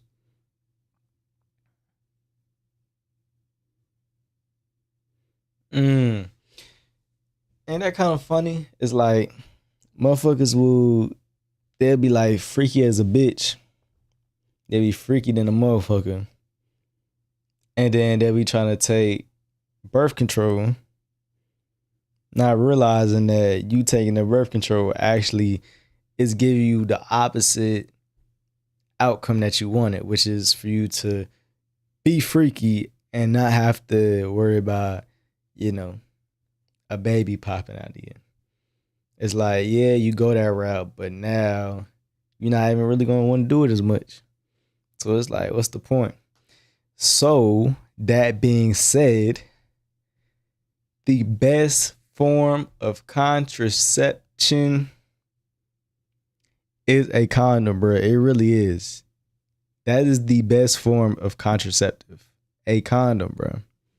It really is. Especially like with how many different types of condoms there are. Like so many different things that you can do with condoms. Pause. You feel me? Like I think that's the best form of contraceptive. Just use a glove. I'd rather use a glove any day of the week than to have my girl be on birth control for weeks or months on end. Now, if we need to pop a plan B every now and then, that's different. But like, yeah, we just gotta use the gloves. I ain't putting no girl through that shit at all. That's crazy. That's very stupid. Cycling counterparts. And the reason for this has everything to do with the hormonal profile that's created by the birth control pill. The hormones that facilitate the sexual response in women and facilitate sexual desire are relatively high levels of estrogen and testosterone and lower levels of progesterone, right? Progesterone actually inhibits women's sexual desire.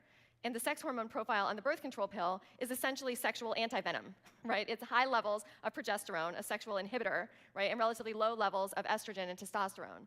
And indeed, there's a lot of research indicating that women tend to have diminished libido on the birth control pill. Which is kind of ironic when you consider the fact that a large portion of women are taking birth control for the purposes of preventing pregnancy, and yet they don't want to have sex, which sort of feels like it defeats the purpose. Although, if I'm thinking about it critically, I guess not, because if she doesn't want to have sex, then she can't get pregnant. Science. It's the ultimate form of birth control. Dr. Hill goes on to add that a woman's level of estrogen determines how much testosterone she wants in her partner. Right, and this is also something that's influenced Ooh, for real? Ooh, I want to look into this because this shit sound interesting. I ain't gonna lie. How much testosterone she wants in her partner. Right, and this is also something that's influenced by the levels of sex hormones that are created by the birth control pill. So we know now from decades of research that women's own levels of estrogen predict the amount of testosterone that they prefer in their partners. In other words, the sex hormone estrogen increases women's attunement to cues that have historically been linked.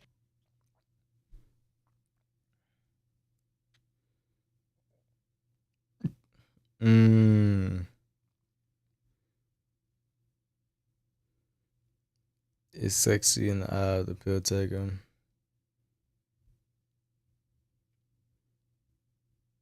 Interesting. That women's own levels of estrogen predict the amount of testosterone that they prefer in their partners.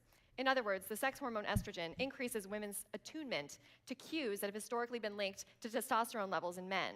This graph that you're looking at here is showing how women's own levels of estrogen predict testosterone preference. And what you can see from this is that estrogen loves testosterone.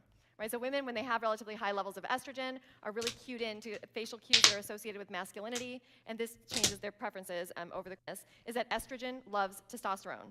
Right, so women, when they have relatively high levels of estrogen, are really cued into facial cues that are associated with masculinity, and this changes their preferences over the course of the cycle. Now, given that the birth control pill keeps levels of estrogen very low, we can make the prediction that women who are on the birth control pill should prefer as partners men who have fewer cues associated with testosterone preference. Right? And that's exactly what we find. So research... So what you telling me is the women who have low levels of estrogen because they're taking birth control are preferring all these weak-ass, soy boy-ass motherfuckers. All these soft ass niggas. So for all the women that like soft ass niggas, they probably been on birth control for 8 years.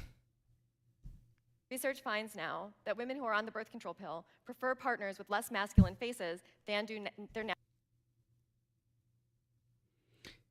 What the fuck did I just say, bruh? Yeah, nigga.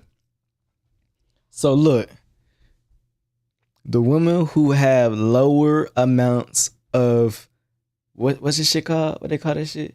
Estrogen. Women with lower levels of estrogen prefer less masculine men. What does that say about me?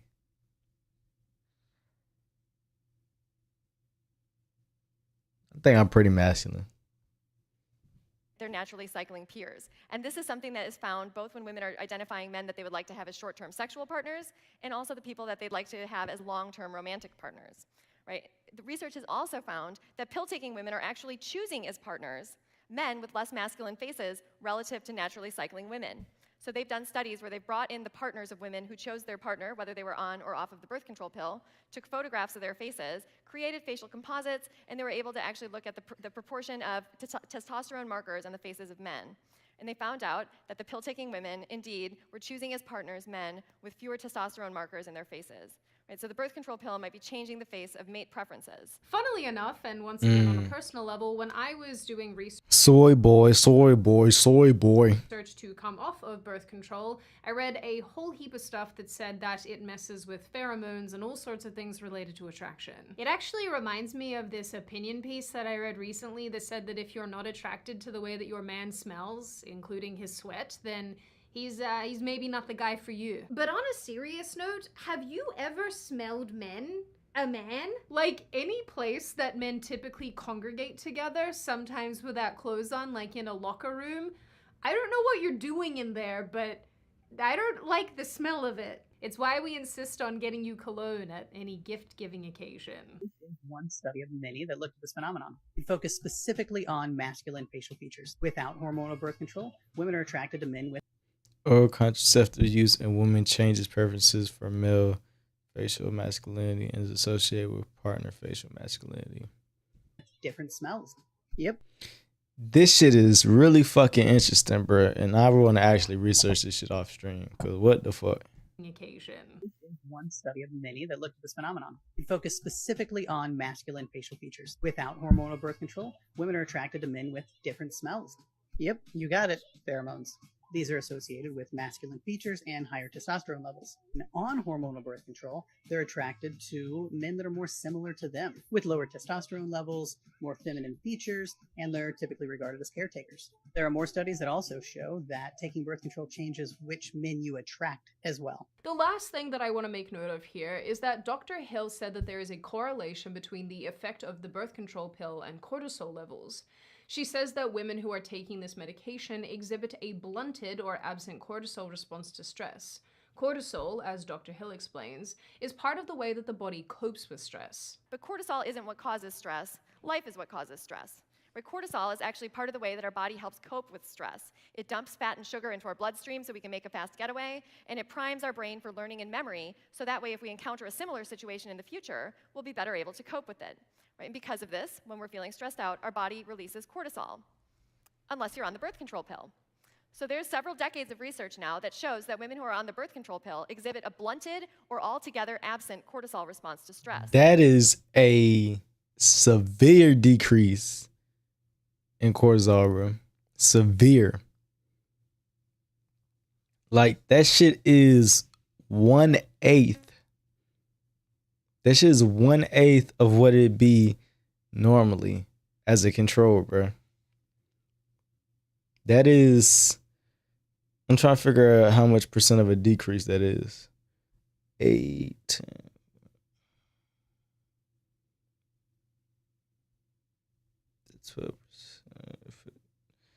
Huh, that is 12 times 7. 12 times 5 is 60. 672. That is about like a 80 to 85% decrease, bro. You on the pill versus off the pill. Your cortisol levels decrease by 85%. Right, and this is something that's potentially really important, not only because this is a type of profile that we tend to see in people. Bro, not only am I just advocating against birth control, bro, if I ever hear a woman taking birth control, bro, I'm going to make sure that they don't take that shit. I don't care what I got to do. Y'all not taking that bullshit. Y'all are killing yourselves slowly. We already got too much that's going on in the world that's slowly killing us. And y'all need to be popping them pills too, like a damn loser. Who've undergone trauma or have PTSD, but also because it can cause structural changes in the brain, decrease people's ability to cope with stress, cause problems with emotional regulation, and impair learning and memory. And there's Hey man, I'm not laughing at this situation because it's really not funny. I care about y'all women, man, for real. I care about y'all, and they ain't on no simp shit. yeah, I need to just stop taking that birth control, bro. I really just want to like on some weird shit. I don't care if I know him or not. Just stop taking birth control. Just getting everybody DMs. Anytime I see somebody in person, you taking birth control? Yeah. Stop taking that shit. I ain't even gonna explain it, bro. I'm gonna send them a video. Stop taking the shit. Stop it. Cause like, y'all folks, yeah. Y'all need to know this, bro. I really do. Cause this is genuinely destroying an entire generation of women when you consider like how many people take this shit, bro. A lot of people. There isn't a single girl that I don't know who's hasn't at least tried it once before. So that's scary when you think about it, bro. And there's some research now coming out about the birth control pill in each one of these processes that suggests that we might be seeing just these patterns in women who are on the birth control pill. So to summarize all of this, what Dr. Hill is essentially saying is that the birth control pill affects the overall functioning of a woman's brain.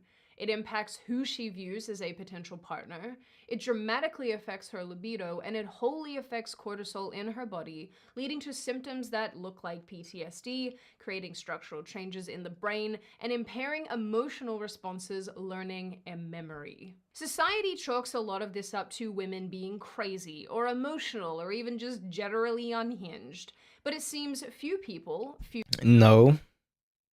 You're wrong. Wrong. Women are crazy and emotional, but they shouldn't be. They are because of this. Y'all are crazy and emotional though, but it's because of this.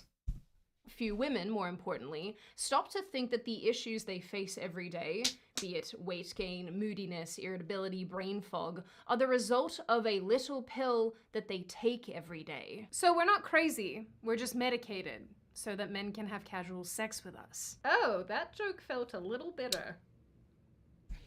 Yeah, it's also an unfortunate consequence. But it's like, see, if y'all don't open y'all legs though, y'all wouldn't even have to take it in the first place. Men need to be held accountable too. But you get what I'm saying? Like, if y'all don't open y'all legs or even think about opening y'all legs for a large portion of men, then this wouldn't even be a problem. But, you know, as you can see, there's women popping pussy everywhere. So, you know, y'all gotta take the pill. But if y'all wasn't doing that, y'all wouldn't be taking it.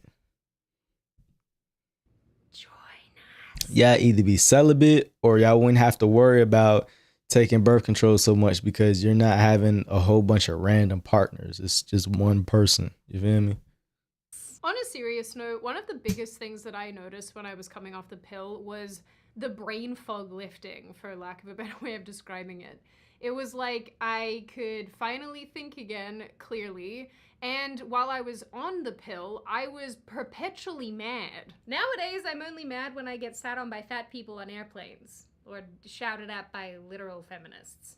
It's Now, while perusing the old social media, I noticed that there was a lot of discussion, particularly on YouTube and TikTok, about birth control.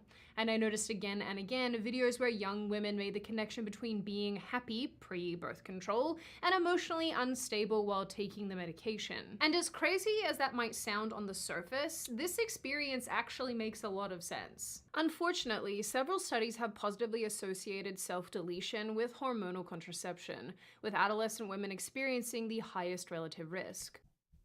Man, these folk got their hit this shit, no cap. On a similar note, especially in young adolescents, it has been linked to the subsequent use of medication for depression and a first diagnosis of depression. But when we're talking about young girls as 19 and younger, you still have a lot of brain development that's going on. And when you are experiencing post-pubertal brain development, all of that remodeling that goes on after puberty is something that's coordinated by your sex hormones. The research that has been done is beginning to point fingers at a possible link between adolescent birth control pill use and then a greater risk of developing. You know, the next coming generations, Gen Z and Gen Alpha, you know, it's either gonna be one or two things going on. Either we're gonna have a great awakening and it's gonna be a major shift, meaning that people are gonna get wiser, people are gonna start doing things for their health more, and overall things are gonna get better for people physically, spiritually, and mentally after witnessing the consequences of all the things that has been going on over the past 20, 30, 40 years. You feel me? Where Gen Z is kind of like the experimental generation. We're experimental with technology. We're experimental with different things that's pushing the culture, like body positivity and things of that nature. We're experimental when it comes to wide adoption of birth control and shit like that. We're the experimental generation. And so I hope that although things will be bad for us, I will say that the people after us can at least learn from what has happened to Gen Z and do better, bro. That's what I would hope. But that's me being optimistic. Things usually just get worse.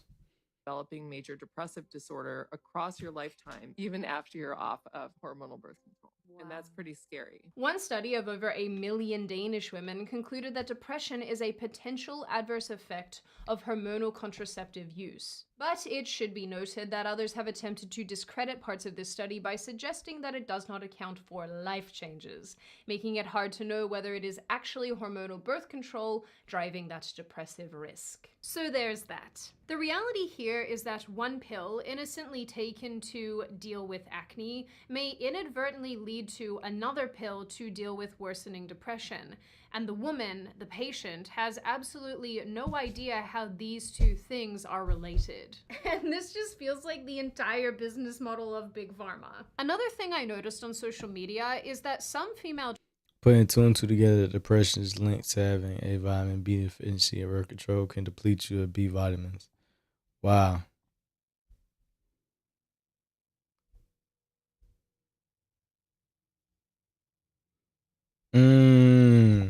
So birth control, so birth control can literally contribute to your depression, but the doctors prescribe birth control as the medication to treat your depression, but it's only gonna make you more depressed. That shit is sick, bruh. Bruh, it's a crazy world, bruh. It's a crazy world out here. That shit is sick. It really is. What? Female doctors and naturopathic practitioners have started getting very vocal about the various vitamins that the pill depletes in the body. They claim that these are the same vitamins which coincide with symptoms of depression and other emotional issues. Girls who are on the pill, please listen. Okay, so my nutrition professor just taught us that if you're on the pill, it depletes all of your body's natural B vitamins, which causes symptoms of depression, fatigue, and all these other things. Like so, and basically your medical doctor is supposed to recommend that you take a B complex vitamin, but they never do. So with all of that said, I think it is important once again to note that the negative symptoms of taking the pill are no joke. A 2019 article expressed that the use of the birth control pill is declining as women question its mental health side effects. It outlines a 2013 study where almost 63% of women reported they stopped taking the pill because of its side effects. Side effects, which just by the way, caused a hormonal birth control trial for men to be shelved. Yep, in 2016, the male hormonal birth control study killed after male report side effects. Trial for men to be shelved. Yep, in 2016, the male version of hormonal birth control shots were stopped after trial subjects reported less severe symptoms of the test drug. These are many of the same symptoms women have been coping with since the 1960s. These side effects include acne, mood swings, one man developed severe depression, and another one tried to self-delete. And because of What the fuck? Bro, this shit is so evil, bro. It really is when it can get to the point to where you can have a perfectly healthy adult. He's perfectly fine. He's living a good life. He wanted to be a part of this study. He takes the pill and he goes insane, bruh. He goes insane after taking the pill. That is crazy to think about. That it really made him want to commit suicide. And this is the shit that women are taking on a daily basis, bro. But you know what the thing is, though?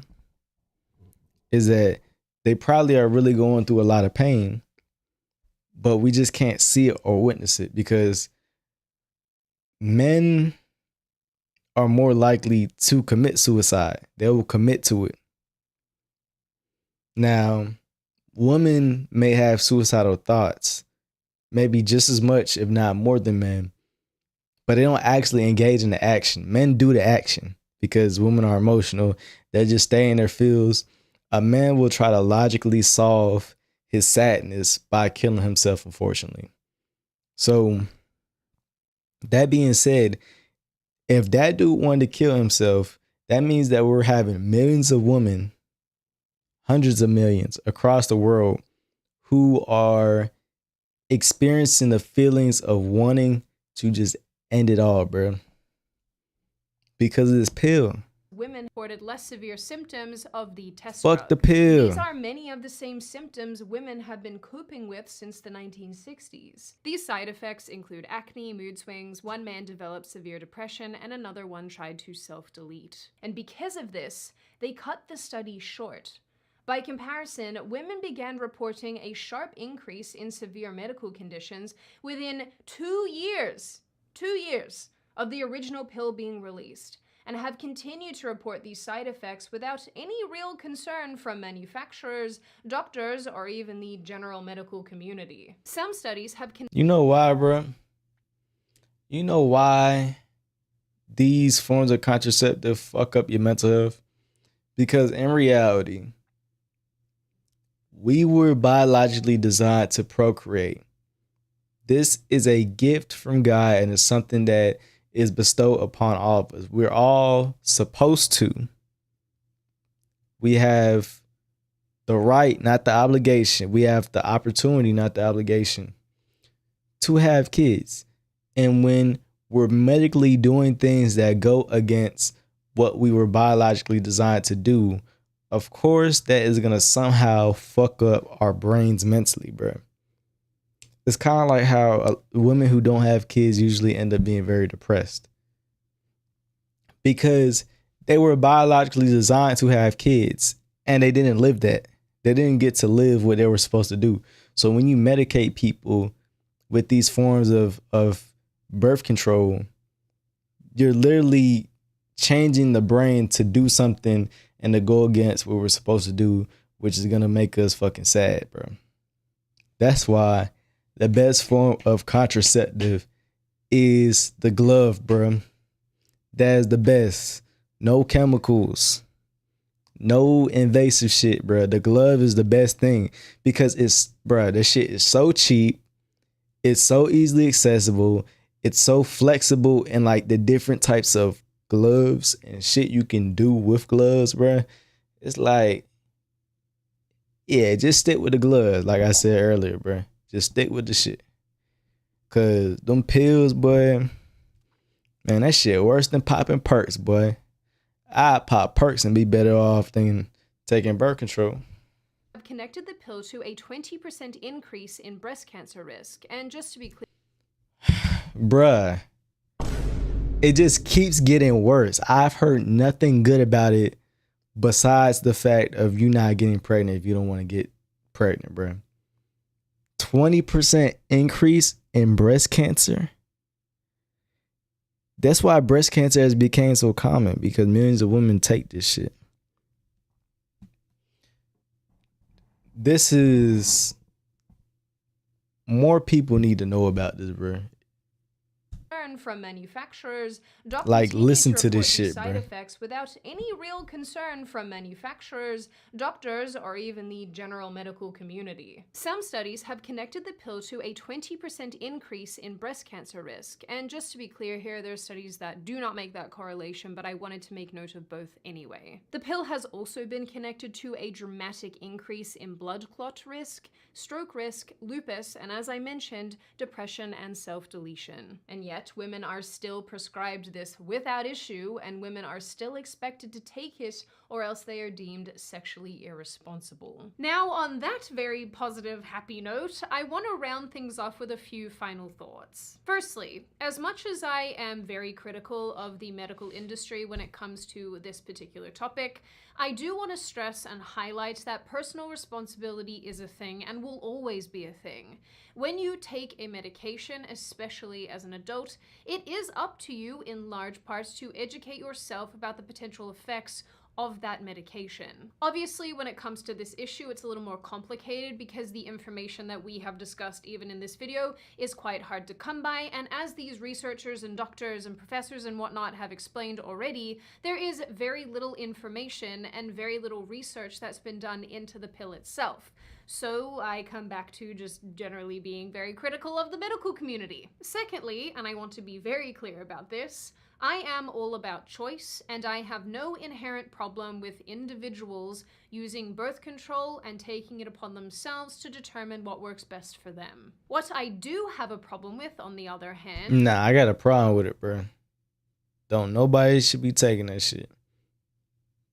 Really shouldn't. Is this accelerating trend of inadvertently creating lifelong big pharma customers by getting people hooked on lifestyle drugs when we don't have any comprehension of the long-term effects of those drugs. And you can apply that to all sorts of things, whether it be these new transgender treatments and surgeries, or even this new wave of weight loss injections that seem to be all the rage right now. Birth control can be great for some people. And like I mentioned previously, it does help with some conditions in some people, like polycystic ovary syndrome, endometriosis, mood disorders, and even acne. But for others, me included, the permanent changes that it has made to our bodies has led to lifelong issues, more medications, and very few resources to understand what happened. In the end, all I'm saying is that when it comes to big pharma, I think we need to be considerably more cognizant of the fact that we don't know everything, but neither do they. Now, before I open the floor to all of you, this is just a reminder to check out Foom using the link in the description. When you do, you can check out their 3 brand new flavors which smell and taste pretty dang great, and you can get a discount using my code Sydney. Now, I open the floor to all of you. What do you all think? Are you a woman who has been on birth control? I am not a totally woman. Relate to what I am saying here.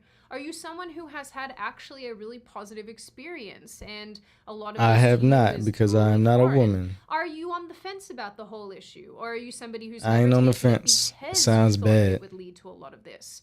What do you make of the big pharma element to all of this? The lack of innovation, the lack of research that's gone into this topic? And if you're a man who's watching, what do you think of this as an outsider, that this kind of doesn't really super affect on a physiological level? And I think it's terrible and we need to help the woman. what do you generally make of this issue overall? As always, if you are new here or you're returning and you liked this video and you want to see more of them, hit the thumbs up button. Man, I love you, Sydney. Man, you have my respect, bro. Cause you, look, man, it seemed like I was meat riding, or I guess clit riding her this video. But she has a lot of topics where she goes deep and not wide, bro. Like, she be on it, bro. She be on point. And I really like Sydney Watson for that. I like women who's out here willing to expose the truth alongside men. Cause a lot of times it look like only men are doing it, bro. Only men care about exposing the truth and conspiracy theories and shit. You feel me? So it's like, not calling this a conspiracy theory, but acknowledging the things that the world doesn't look into or acknowledge as much. So, you know, you got my respect, bro. Keep doing that shit.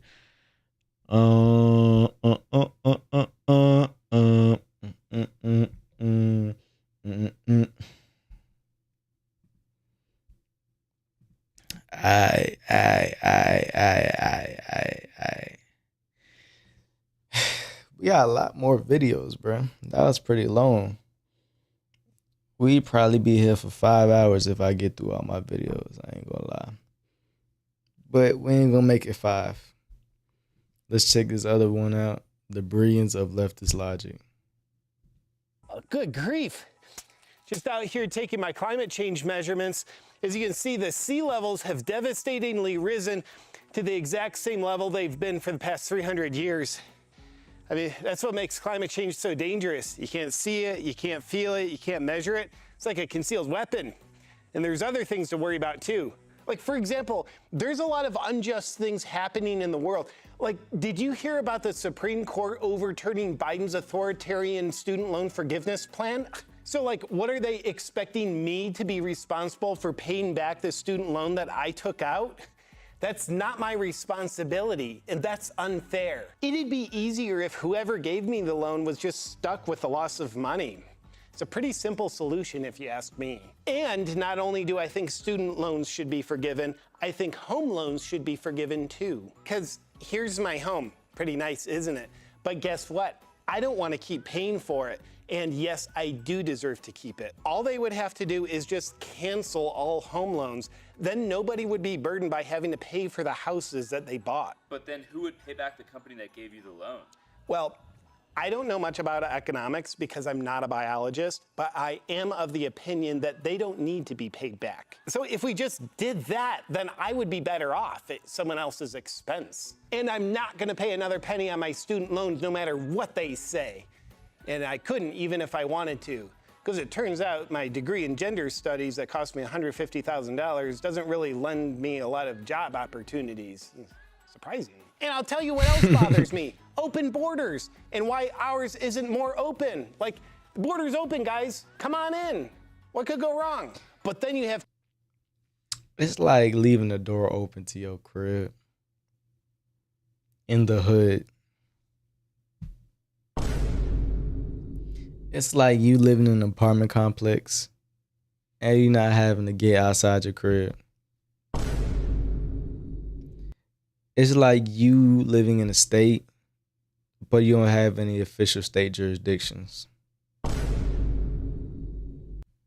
What? Yeah. You have Texas authorities closing off sections of the border with razor wire. Like, what are they trying to do? Make the border a border or something? Extremists? That's why it's But called a luckily, border. the Biden administration cut down the razor wire so more people can easily, illegally enter our country, which should be managed. Yeah. Intentionally fucking our country. Razor wire, Good job. so more people can easily, illegally enter our country, which is their legal right to do so, according to my truth. And not only do I think us having an open border should be mandated, but I think us having open doors on our homes should be mandated. As long as having open borders is such a good thing, it should be illegal for you to close your front door. Why? Because having a closed front door is uninclusive to people who you don't want in your home. But I think it's time we amplify the equitable diversity of inclusiveness to allow people who we don't want in our homes to be in our homes. Because that's what we want. No human is illegal, all lives matter, and trust the science kind of thing. It's a fact that closed front doors are racist and xenophobic because there's a chance that the person on the other side of the door is a different race than you. And at the very least, there's a chance that they're a different person than you. So given that there's only upside to open borders, we can bring all of those same benefits to our individual homes if we can get this open front door policy passed. And if someone comes in and trashes your house, guess what? It's so crazy. This is a good comparison because it's like, man, there should be a form of patriotism and nationalism in your country. And if you look at America as your home, we let strangers walk in that bitch every fucking day. We let strangers walk in that bitch. It's sad. Like, it's like, okay, you got a big ass mansion, but you got the doors wide open so people could walk in. You know, you got the mansion, you got goddamn 13 rooms, you got 4 floors. You don't even notice it, bro. But the more we start to keep the door open and let people walk in, when you're going downstairs to get your cup of coffee, you might notice that around the corner, around them steps, is a motherfucker creeping, and you don't know who the hell they are. That's a good example of what it's like to live in America. We don't feel the effects of it because it's so big. America's so big. But the longer we keep that door open, the more you're going to feel like your mansion don't have the privacy that you paid for. What? It's simple. Just go buy a new house by taking out a home loan that you won't have to pay back. See? That's how the economy should work. And I'll tell you this, it breaks my heart to see people misgendered. Of course, what you internally identify as should be obvious enough to others that they should be able to observe it and verbally reflect it back to you to affirm who and what you think you are, so you don't have to affirm yourself. The purpose of other people is to be preoccupied with affirming me. While I obviously identify with my gender because it's a deep and fulfilling thing to identify with, I also identify with other things too. I identify with pronouns, nouns, verbs that represent my most recent action. I identify with my blood type, astrological chart, human design, and the level of antigenic response my immune system has to gluten. So just as common courtesy, I'd appreciate you addressing me as such each time you acknowledge me. I don't think that's too much to ask, and it's abusive not to. Also, my heart breaks that the Supreme Court struck down affirmative action. Affirmative action was a masterful way of getting minorities admitted in college so they could be entrapped in student loans that they can't get out of, as a way of helping them get ahead in life. But the court apparently doesn't want racial equity where people are advanced or held back based on the color of their skin. They're just a bunch of bigots that don't know the best way to end racism is to make everything about race. But unlike the Supreme Court, I think we need to take this equitable strategy to more areas of society, but mainly all of them. Like sports. Why are we still keeping score as the way of determining which team wins? Achievement-based scorekeeping? Give me a break. It's racist to not be making this score about race. What we should be doing is observing which team has the most minorities, aka least amount of white people, and using that as a criteria to decide who wins the game. So anyway, just a few ideas I've been working on based on the logic of equitable policies that haven't worked but definitely will work if we just keep doing more of them for a longer period of time. Do you know what the problem? Yeah, leftists are real fucking smart. They're real smart. Okay. So, we got a couple more videos, man. How long have we been live for? 2 hours? Okay. We could probably knock both of these videos out then. We're going to react to this one. You know, it's complicated, my boy. And then Tommy G. Tom A.J.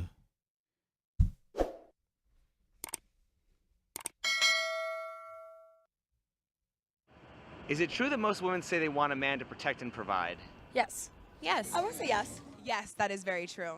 Yeah, 100%. You want to feel comfortable with your lover. You want to make sure that they can protect you. What if I told you the idea of men protecting and providing is a social construct reinforced by the patriarchy? It's probably true. I definitely see that standpoint, but I also think it goes back into our primitive instincts, right? Like hunters and gatherers. So the more dainty, not as muscular build people, which typically are women, were the gatherers and stayed at home, and the men went out and they hunted. So I think that's kind of how that whole social. Nah, y'all hunted too. Y'all are so stupid. Y'all hunted too. Men and women hunted. Because if you're in a game of survival, you're not going to be stupid enough to make half of the amount of people y'all have hunt, bro. That's very stupid, bro. Stupid. So that being said, all of y'all were hunting. It's just that men were the best at it. Real shit. Social construct began. It's kind of in our DNA. It's almost primitive. If patriarchy is bad, why do women still expect that from men? Is patriarchy bad, or are feminists just telling us it's bad? I don't believe the patriarchy is a thing. I believe the matriarchy is a thing. We live in a Western world where women are the biggest voting bloc. Women are the biggest spending bloc. Women have a majority of the debt, and women raise the next generation. That is the exact definition of what a matriarchy would be. It's a tough question because I personally am against the patriarchy, but then there's also some social constructs of relationship roles that I'm okay, yeah, I actually do value that traditional kind of standpoint. Why do women only complain about patriarchy when they are competing with men? I would never compete with a man. Because women can't have it all. Even though they say that they can have it all, they cannot have it all. Why is it when it comes to the job market we must be inclusive, but in the dating market it's purely competition? Because it's the hottest survive. I feel like there definitely is a lot of double standards in both roles. I feel like it just depends on the relationship per se, because I feel like I have met some men that aren't as masculine or, you know, protecting as others. So I feel like it really just depends on the person as well, but I understand where you're coming from. There's all this talk about creating a more fair and equitable society. What determines in life what should be a competition and what should have equal outcomes? Ruth Bader Ginsburg. Equal outcome is laughable. That is not a thing that is possible and achievable, and everything is competition. Everything. Equity is for children, and Everything is competition, bro. Let's not get that shit fooled, bro. Let's not get that shit twisted. The girl you want, somebody else want that. The money you want, somebody else want that. The crib you want, somebody else want that. The car you want, somebody else want that. When I was trying to buy my car, there's other niggas trying to buy the car too. Niggas want that. Goddamn shit. With the live streaming shit, like, you gotta catch the people's attention. There's other people out here doing the same shit as me. They taking my viewers, you feel me? Or I'm taking their viewers. All this shit a competition, bro. So let's not get complacent, bro. You just can't see them, but this is a real life competition, bro. and participation trophies, not grown-ass adults. Why do women want equality in everything except for dating? I wish I knew, but what's wrong with us? Oh, they don't even want equality in everything but dating. They not even close. What's poppin', man? You already know what's going on. We back on it. We back live, bro. We back live on YouTube. If you ain't subbed already, bro, you might as well sub, because you're going to see my ass every single day. Close. They don't want to pick up the garbage on the side of the road. They don't want to go die in the draft. They don't want to pay for bills. They don't want to lift heavy stuff. They don't want to squish spiders. They don't want. Damn. I mean, when he really put it like that, like, he cooking, bro. Y'all don't do shit. Like, y'all don't do the shit that matters. Y'all do shit, but y'all don't do shit that matters. Get what I'm saying? Like, hold on, bro. Just listen to him. Like, you might think I sound crazy, but just listen. Why do women want equality in everything except for dating? I wish I knew, but what's wrong with us? Oh, they don't even want equality in everything but dating. They not even close. They don't want to pick up the garbage on the side of the road. They don't want to go die in the draft. They don't want to pay for bills. They don't want to lift heavy stuff. They don't want to squish spiders. They don't want to be treated equal for pay when they have to work as many hours, work as late in life, miss as much family functions for their job. And also, if women stopped and left the workplace, the HR department would disappear.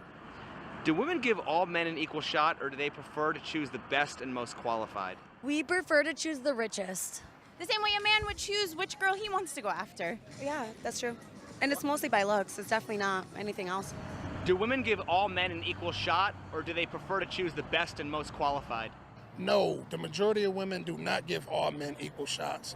Unfortunately, you do have those simple-minded women or those gold diggers that want to reach for the upper echelon. My thing is, instead of chase the bag, help your mate to get the bag. So why are women economically socialist but romantically capitalist? I think because they're looking for that catch, that big fish, that someone that can pay the bills and mortgage and supply. That's a really good question, bro. Economically socialist, because most women are socialists, but romantically capitalist. They want the nigga with the most dough, but then they sit there and say the dough don't matter. We all need to share the wealth. You know why most women are socialists, in my opinion? I think most women are socialists because I just lost it. But I was cooking something. I was cooking in that kitchen. I was in that kitchen.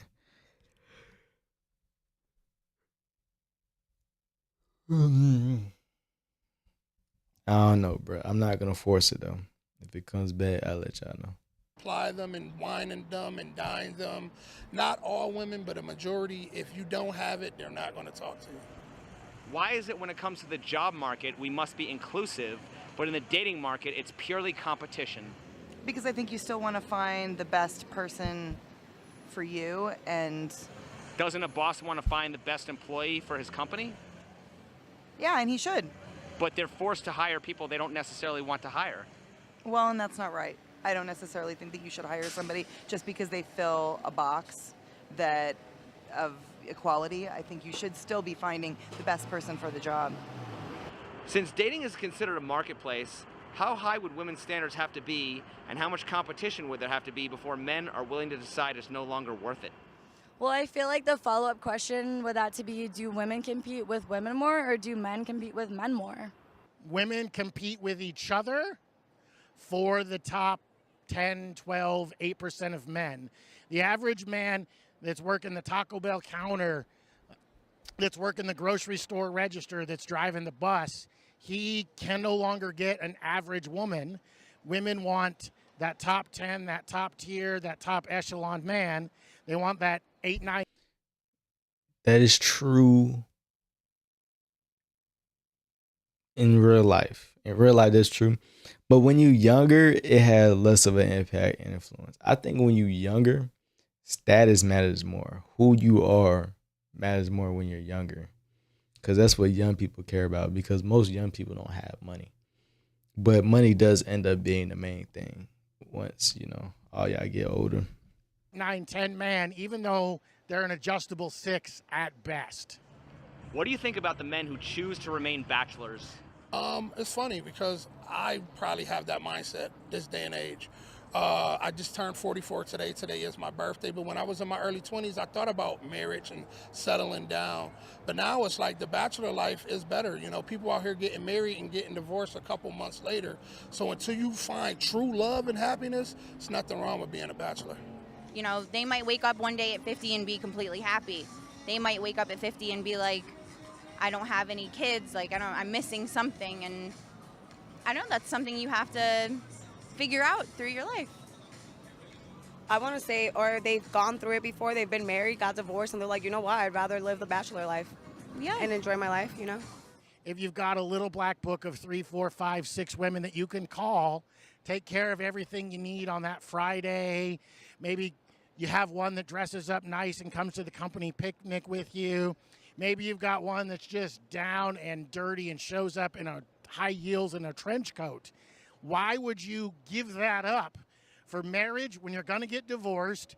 She's going to take the kids. She's going to take your money, and she's going to destroy you. There is no net benefit today for men to get married. If sex wasn't a need, wouldn't men boycott these women rather than be forced to simp for them? Yes, but sex is a need, and it will always be a need, so. Why do the majority of young women happen to be left-leaning woke liberals?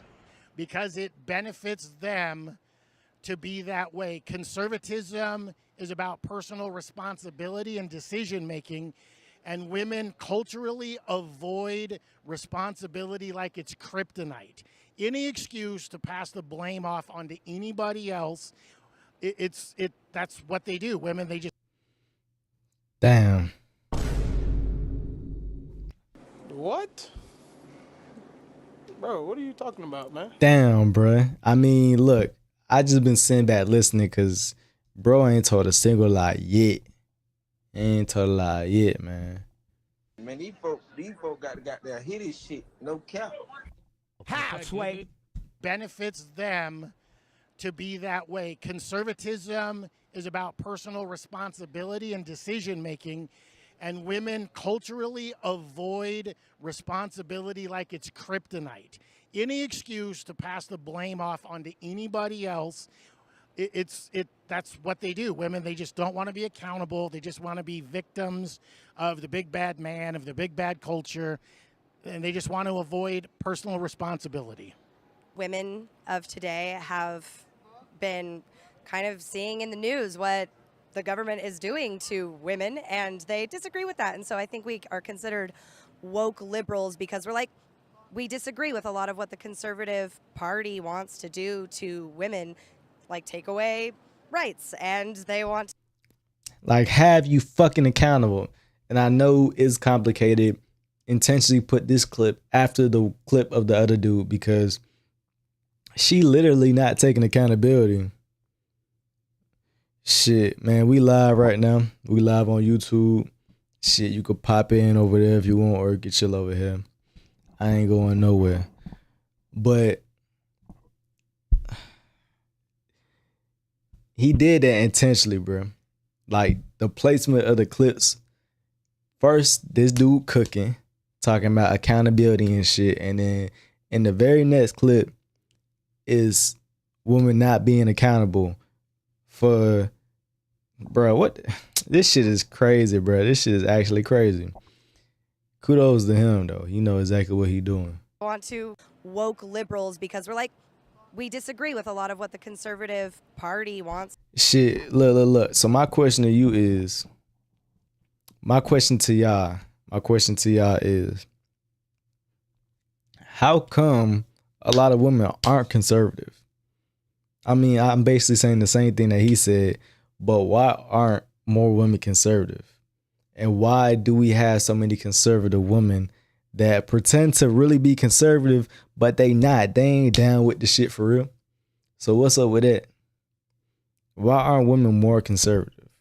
That's my question. Wants to do to women, like take away rights, and they want to kind of contain us and treat us like we're lesser than, and It's not true. we don't want things taken away from us. It's How is liberal women wanting handouts from the government different than conservative women wanting men to take care of them? A fair exchange. Conservative women want men to take care of them because it's a mutually beneficial, independent relationship where they make a mutual agreement to meet each other's needs, wants, and desires, whereas those women just living off the tax dollars, there's no mutually beneficial relationship. They're leeching, they're sucking off the tit of the taxpayer, and oftentimes not giving back anywhere near close to the resources they absorb.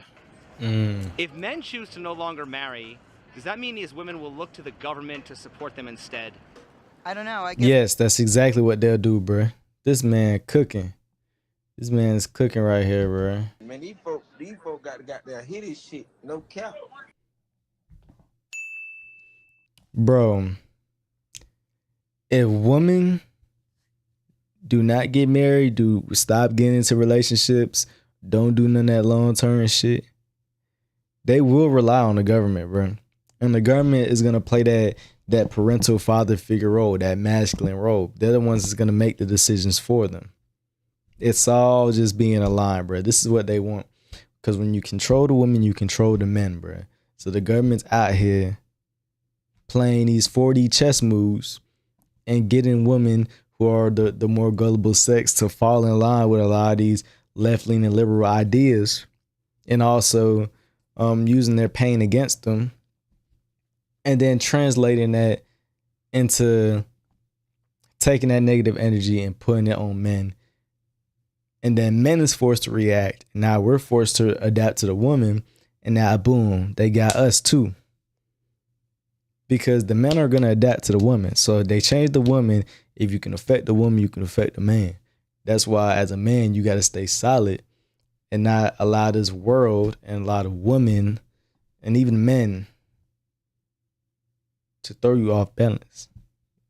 Don't do that shit. To the resources they absorb. If men choose to no longer marry, does that mean these women will look to the government to support them instead? I don't know. I guess that's a question you'd have to ask them, I suppose, on who they're going to want to be their sugar daddy. If it's going to be Uncle Sam when they don't have... I don't think people will ever Uncle Sam is the sugar daddy, bro. stop getting married, though. Eventually, the money's going to dry up.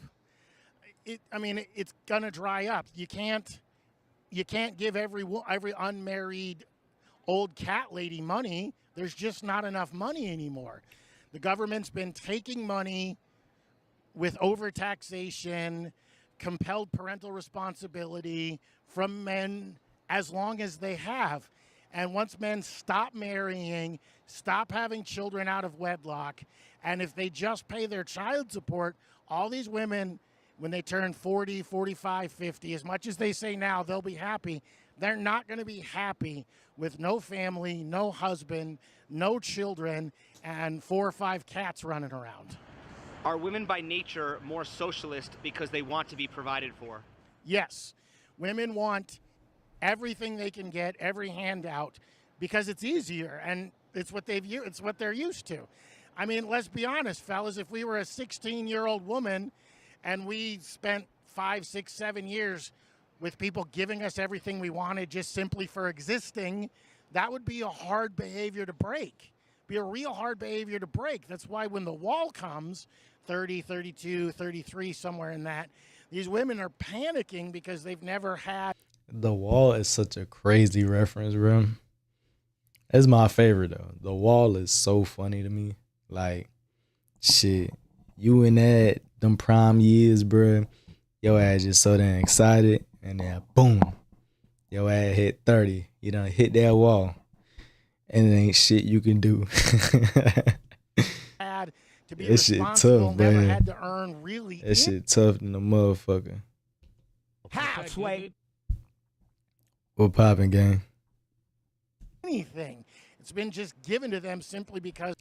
Yeah, bro, I'm live on YouTube, live on Instagram too. But if you want to see what I'm reacting to, go ahead, check my YouTube out, man. We live right now. So I'd appreciate your support. We run this shit the fuck up, for real, for real. Because they're pretty and they look nice, and men will do anything to get the attention of a pretty woman. Are they more socialist because women are more collective, hive-minded? Mm-hmm. Yes, that's exactly what it is, bro. It's the hive mind, bro.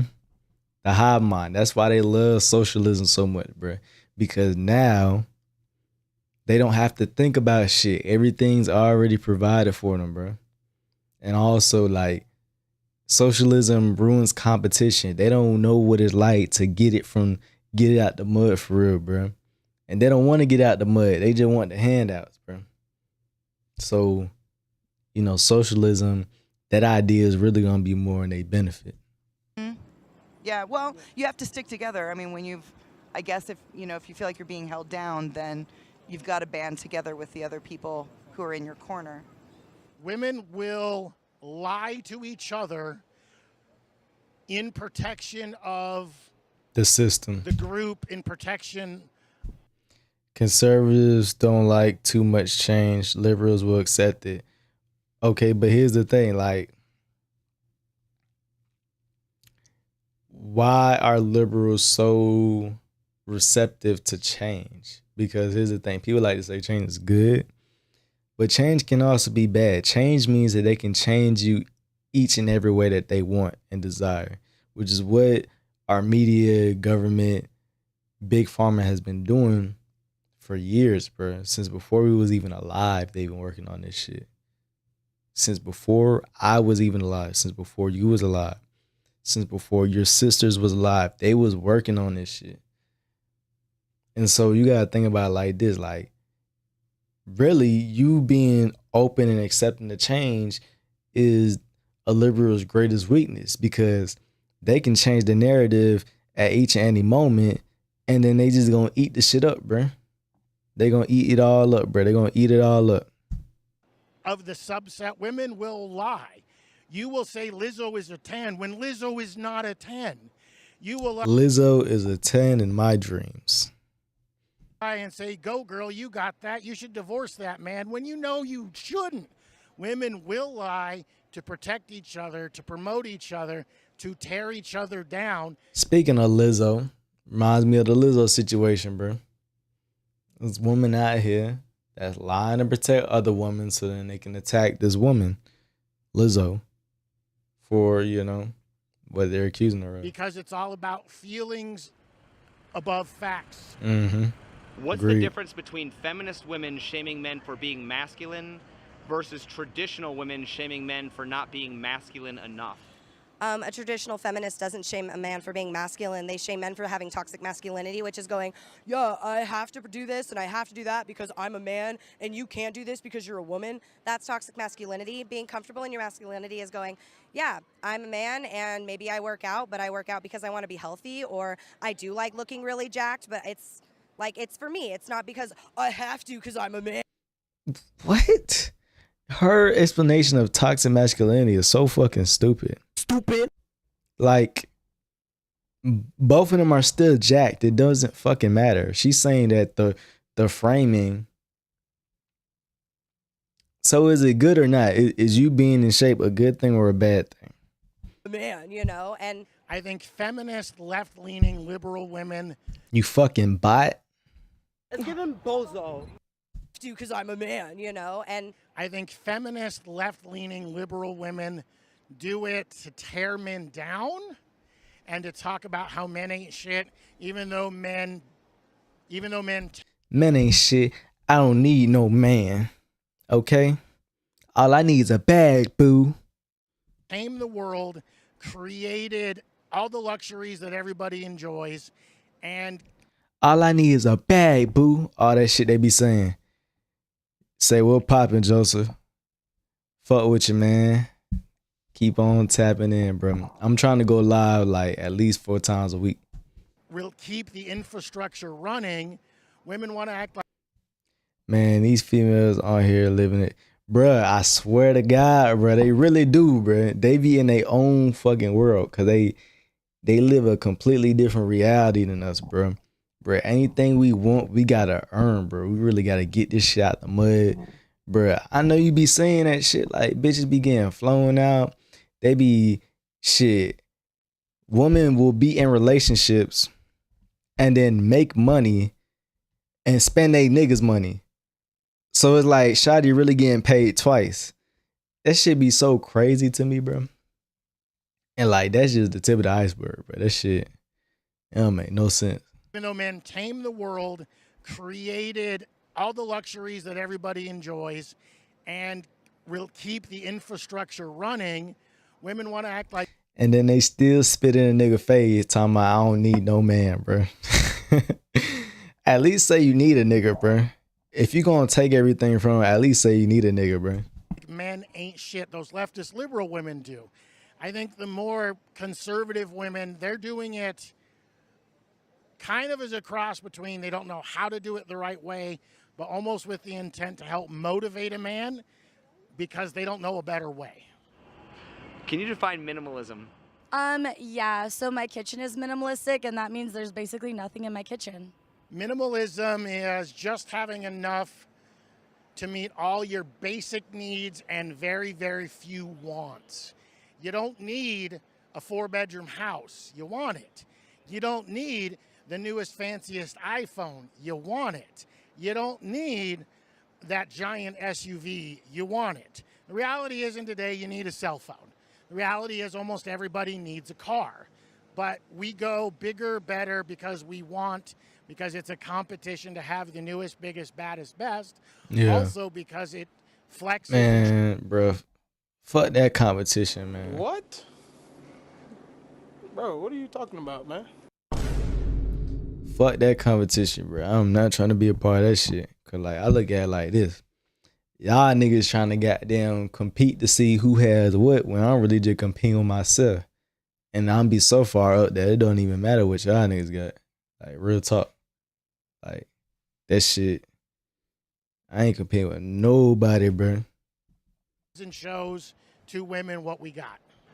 Can a man be a minimalist and still be attractive to most modern women? If he's minimal.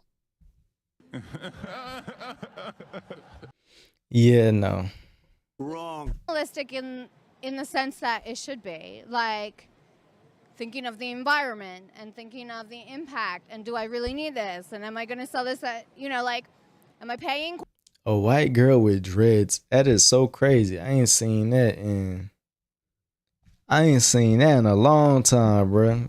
Like, I know it exists, but shit, yeah, I ain't seen a white girl with dreads in a minute. In quality Or am I buying shit and then having to replace it? Most, no.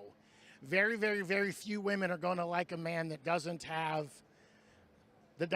drip, that doesn't have a nice fancy car. Women aren't going to. Yeah, I will say it's hard to be a minimalist and be attracted to a lot of women. I can agree with that. That doesn't have drip, that doesn't have a nice fancy car. Women aren't going to like a guy that lives under the bridge. They're not going to like a guy that rents a room in a basement. They're not going to like a guy that drives a car from 1984 with 250,000 miles on it and eats a foot-long Subway sandwich for dinner every night before playing Madden.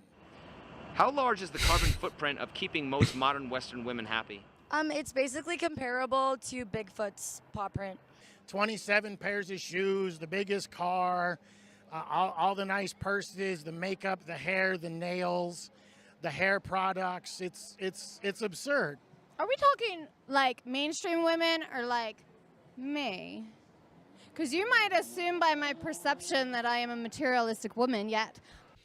Bruh, we not talking about you. Let's give him bozo. Nigga, this an interview, but we not asking about you. We talking about the world, bruh. I was a farmer of an organic USDA certified farm for a year, and a hemp farmer for 2 years, and a CBD processor for 2 years. Why do you rarely see women Stop the cap. call out other women for being materialistic? Maybe women are less judgy. I feel like I see that all the time. Like, everyone talks shit about the Kardashians. Because all women are materialistic. Since dating is considered a marketplace, how high would women's standards have to be, and how much competition would there have to be before men are willing to decide it's no longer worth it? For it to no longer be worth it to date a woman? I don't think that will ever happen because men love women way too much. Speaking from a man point of view, I'm gonna say it's always worth it. Like, why? Yeah, bro. Unfortunately, like, as silly as a lot of y'all women are, bro, we ain't gonna do without y'all, bro. We ain't gonna do without y'all. because to me anyway, that's my only option is a woman. So it's like I'm gonna do what I need to do to keep one around. You know what I'm saying? The standards would have to get ridiculously high for them to turn away from women entirely. But I do think if they got that high, you know, yeah, there is a possibility of it because. But they can't put their pride to the side to say they need it. Yeah. You know, nature will always find a way. I mean, look at prison populations where men become gay when they can't get access to women. Like, your sex drive is your sex drive. You're going to find an outlet one way or another. Yeah. This one was actually really interesting. Economically socialist, romantically capitalist. What they were saying behind that earlier, if anybody who pulled up to this a little bit later, they were saying that like women be socialists in terms of politics, but romantically capitalist. Like they want the nigga with the most money, got the most this, the most that, got all this type of motion going on. And so, yeah, that's a very interesting concept. Shit, we gonna wrap it up with some skits, bruh. I think I want to check out what the nigga Griffey got going on, Long Beach Griffey.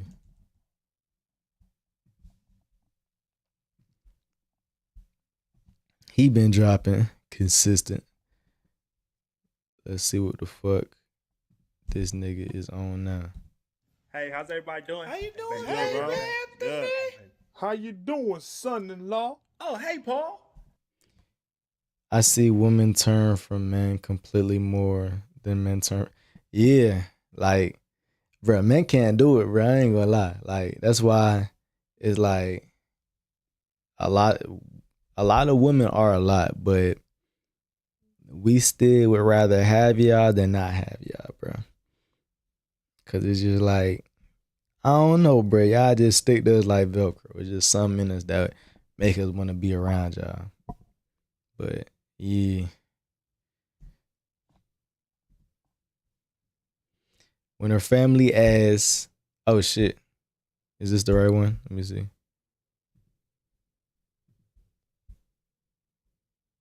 Yeah. When her family asks when y'all getting married. Hey, how's everybody doing? How you doing? Good, Hey, bro. man, Good. How you doing, son-in-law? Oh, hey, Paul. When y'all two getting married? When you gonna marry my daughter? Yeah. Man. When you gonna marry my daughter? My daughter, man. When you gonna marry her? Bruh. Sorry, I couldn't see what you said. Can you repeat that? Ain't nobody said shit about you seeing, motherfucker. When you gonna marry my goddamn daughter, motherfucker? We've been talking about it. I'm talking about it, yeah. You motherfuckers been talking about it for 17 years. 17 wait is on the crazy. right time. The right time. Paul. You got 4. We wait on the right time. Talking about it for 17 years. We wait on the right time. The right time. Paul. You got 4 kids now, and your oldest one is married. The economy. Shut the fuck up, bitch. Nah, that shut the fuck up was crazy, bro. Nah, bro, this nigga funny. The right time. Paul. You got 4 kids now, and your oldest one is married. The economy. Shut the fuck up, bitch. My daughter not good enough for you, boy. No, she good. She good. You don't love my daughter? No, I love her daughter. I love your daughter. My daughter ugly, boy. What? She look like a man. Kinda. She stink. What? Hey, man. I ain't say all My that. daughter ugly, boy. What? She look like a man. Kinda. She stink. She a terrorist. What are you talking about? Marry my daughter. Marry my daughter. Marry my daughter. Wait, I'm going home. My daughter. I'm gonna go home. My daughter.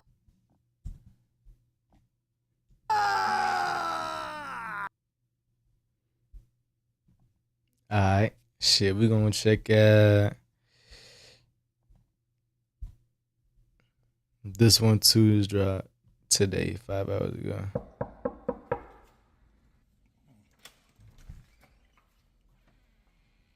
Can I help you? Good evening. Are you Clarence Jackson?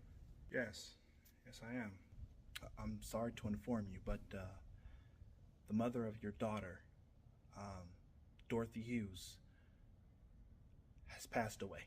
What? Yes, she is deceased as of 10:03 a.m. this morning. Oh my God. Oh my God. Oh my God. I'm so sorry, sir.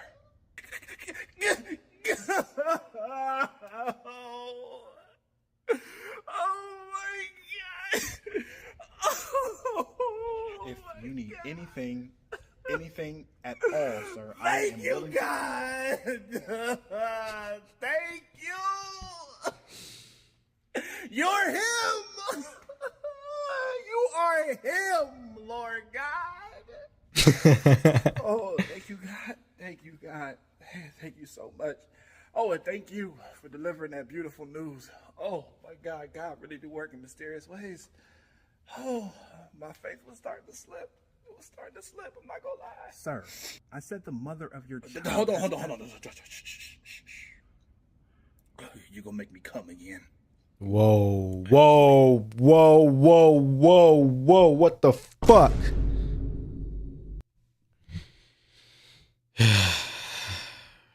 Bro, what? Just like a pimple on the left. Somebody says something and you don't like it. And you don't like it, right? Is that what it is? You little pimp. Bro, what the fuck? Nah. Wrong. You're going to make me come again. Just wait. Oh, hell no. I need like 5 minutes and a nap. I need like 5 minutes and a nap. Hold on one sec. Yo, Trev! Bro, guess what? Your baby mama died. Yes, sir. This nigga. Hoes, nigga. He been waiting his whole life for his baby mama to die so he can finally step out. My boy right there. Listen, big bro, I had nothing but respect for that woman, no matter what she did to me. I would never, ever, ever wish death upon the mother of my daughter. Ever, bro. Ever. Even after she had a secret baby shower and didn't invite me on purpose so it could make it seem like I didn't want to be a part of my daughter's life. Or the time she put me on child support and beat me up after I told her that I love my mama more than I love her. Or the time that she tried to convince my daughter that another man was her father. Or even a time when our daughter was 2 months old and she said that our daughter tried to kill herself and I was the reason why. Suicide note and all. Oh, those wasn't even the worst things.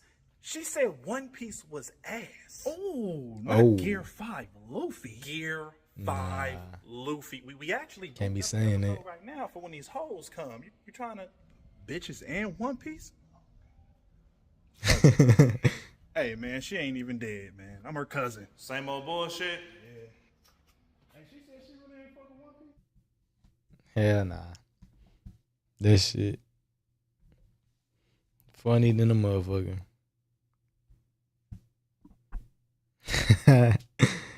Yeah, bro. Bro, nigga waiting his whole life for that shit, boy. On my mama. Shit. Alright, man. We finna keep it pushing, bro. We got a couple more reaction videos to check out. And then we gonna wrap the live up, man.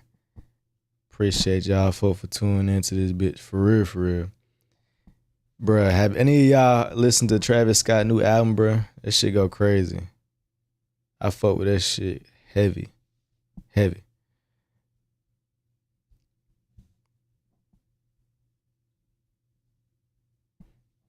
Okay, let me see something. Alright, bet.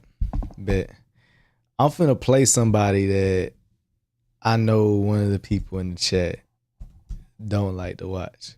But fuck it, we gonna watch it anyway. Cause this nigga's crazy. This nigga's actually crazy.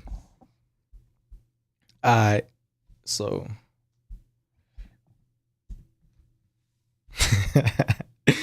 yeah, we finna do it, bruh. We finna do this shit. Side of the clown. I'm behind. Whoa. We was 0.3 seconds in that shit and the nigga already tweaking. Alright, let me set the IG live back up. Alright. How every streamer acts. Behind on my rent. I need to stream. I don't feel like making quality content. I just want to watch stuff and get money. Please just follow me, please. I want to go live, but then I'll have to be someone that I'm not for viewership. All right, here we go. 3, 2. Yo, chat, can you hear me, chat? Am I lagging right now, chat? Hey, what are we getting on, chat? Are we doing reactions or gaming today, chat? Just let me know what you want to do. I don't really care what we do today. It's all up to you guys. Bruh, that'll never be me, bruh. I think them niggas are goofy as fuck. Like, they sound and act pussy. You know, this is your stream, not mine. Please subscribe and give me money. I'm talking very fast right now so I can keep you guys in here for as long as possible because TikTok ruined you guys' attention span as 95% of my fan base is under the age of 12. If I breathe, relax, or give any space between my sentences, my viewership will drop. I have to move around like this and be unrealistically animated because if you guys leave, my viewership will drop. If my viewership drops, then I get no money. If I get no money, then I have to go back to a regular job. I would never go back to a regular job once I'm up. And you know why? Because I'm that nigga, bro. Because I'm that nigga, bro. Stop the cap. Nah, I'm really that nigga. And also, because, bro, my ass be on the stock market, bro. I'd be flipping money to the day I die. I would not need YouTube if YouTube was a full-time job for me. I still wouldn't need YouTube. Because I'd be flipping bread on the market.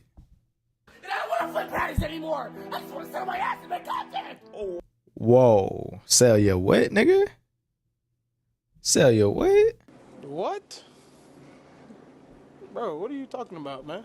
Go back to a regular job, and I don't want to flip patties anymore. I just want to sit on my ass and make content. Oh, well, just kick back and relax and be yourself, and you can grow organically like that. No! That's not how this generation works! You have to be loud, animated, and you get just... I ain't doing none of that shit, bro. I'ma forever be me. Cause y'all niggas, see, that's where the real value come from. Like, I'ma speak that truth to y'all and be myself. Like, them niggas that be jumping around and shit, like, unless that's something that your ass really in the mood for, don't be doing that shit, nigga. Shut the fuck up and be yourself. You have to be someone else that you're not, or you're gonna fall off like Ninja. This nigga ugly as fuck, bro. Let's give him bozo. This nigga ugly than a bitch. Please just pay my rent. Hey! Are you being quiet? Are you being yourself right now? No, Master Daddy King streaming platform algorithm. I'm not being myself.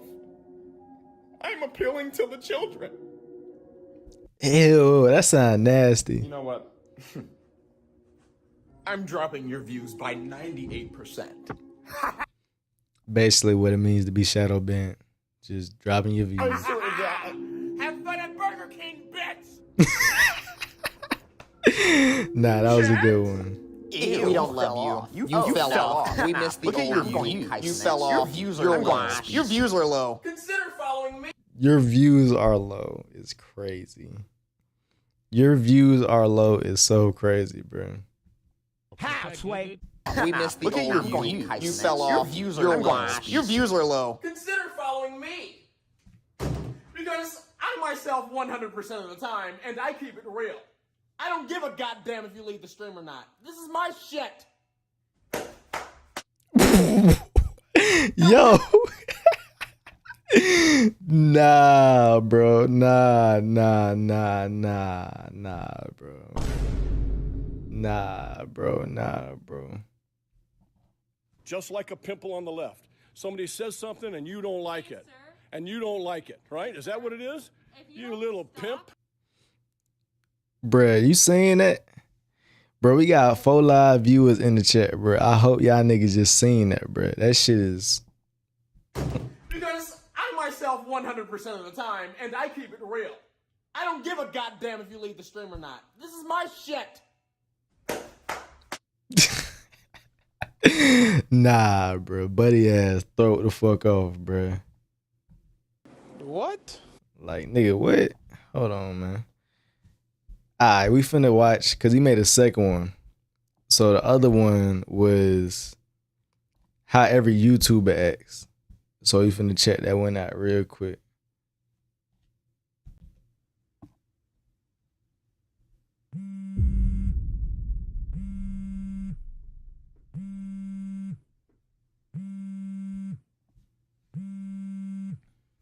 Bruh, real shit. I got that exact blanket in my crib right now. And if y'all don't believe me, I'm finna show y'all. I'm gonna show y'all niggas right now. Oh shit, I'm finna goddamn pull the cord up. But my ring light come out. Y'all niggas ain't gonna see shit.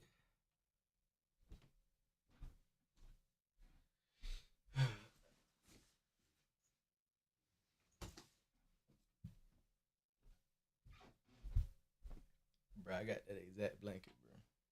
Real shit, hold up. I don't even know y'all niggas can see that.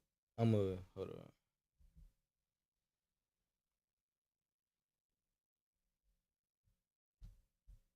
Yeah, bro. I got that exact blanket. Not that it fucking matters, but I just thought that shit was funny. But yeah. Anyway.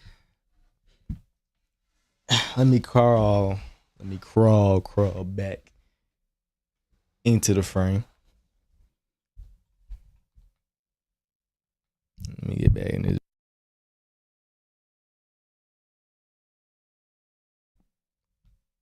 Okay. I be doing a lot of shit at once, bro. I keep saying it, and I will continue to say that.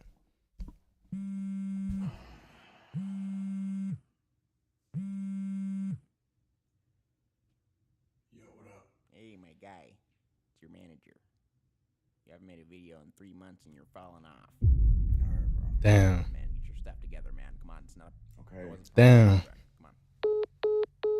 Man, get your stuff together, man. Come on, it's not. Okay. It wasn't part of the contract. Come on. Yeah.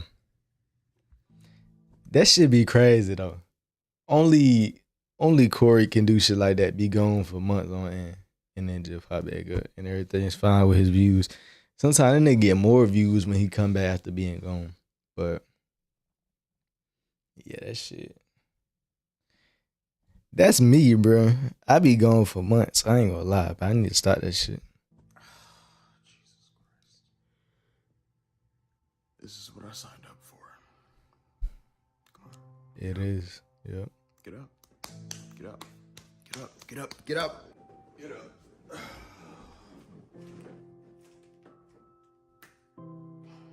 Bro, why this nigga got the same pillow as me too, bro?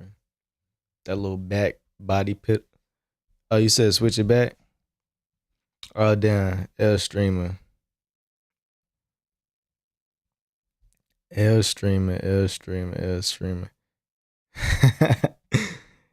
Alright, man. Let me. I'm gonna rewind it then, since I'm an L streamer, bro. Okay. I appreciate you though, bro. Cause I for sure would have had this shit on face cam the whole time, bro. Not even lying. You haven't made a video in 3 months and you're falling off. Alright, bro. Come on, man. Get your stuff together, man. Come on, it's not. Okay. It wasn't part of the contract. Come on. Jesus Christ. This is what I signed up for. Come on. Get up. Get up. Get up. Get up. Get up. Get up. Get up.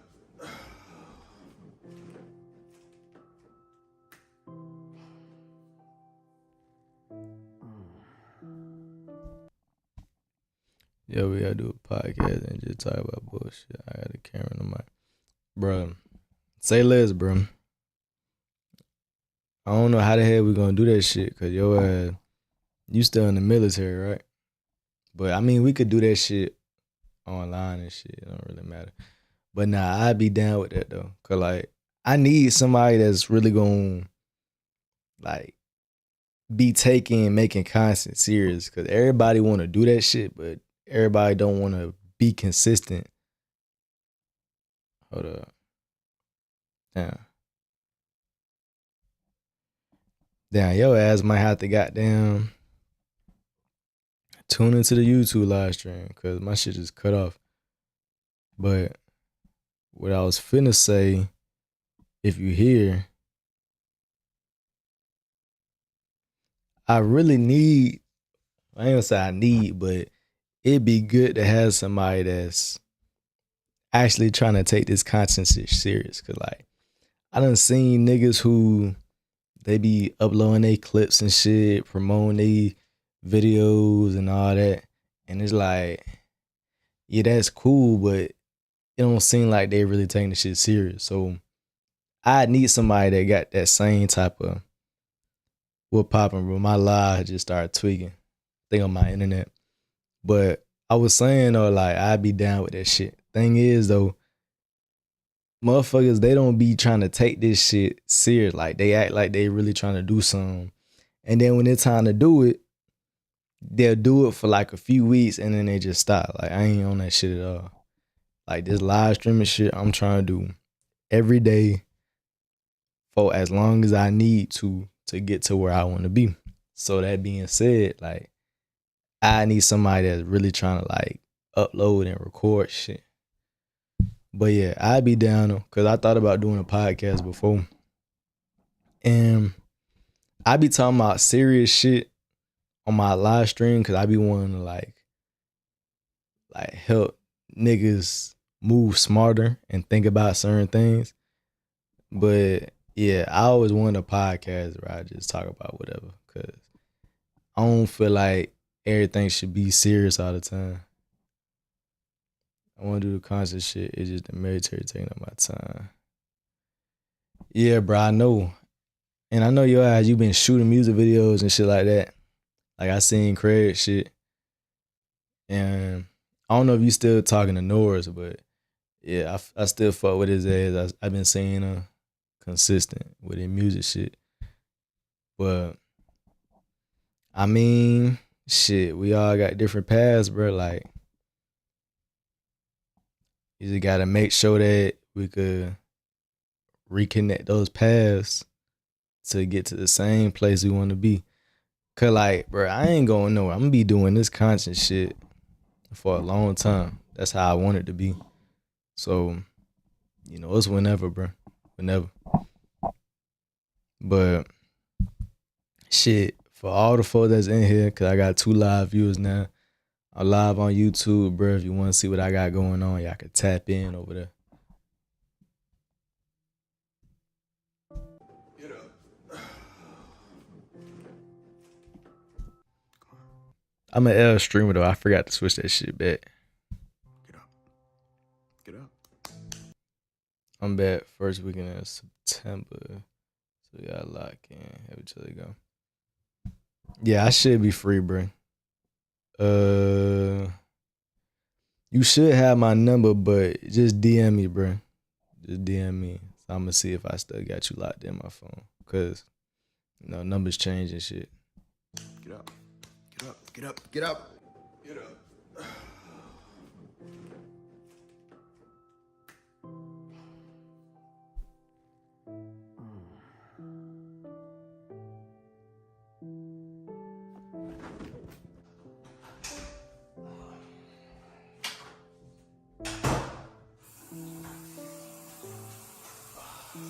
See, here's the thing. That content creation, that shit don't be hard, bro.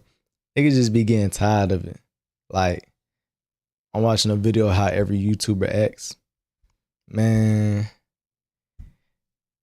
you could do that shit, but eventually it's like, it start to wear on you, bro. Especially if you got a big name and a big face.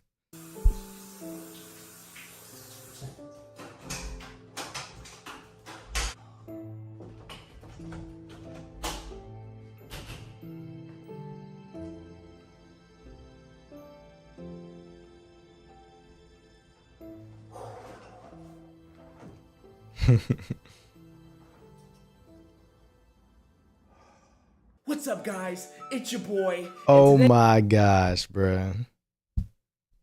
Hell no.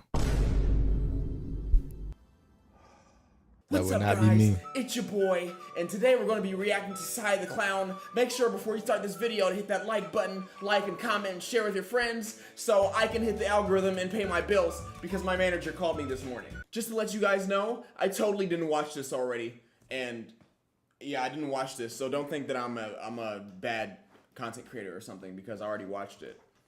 I mean, I didn't watch it.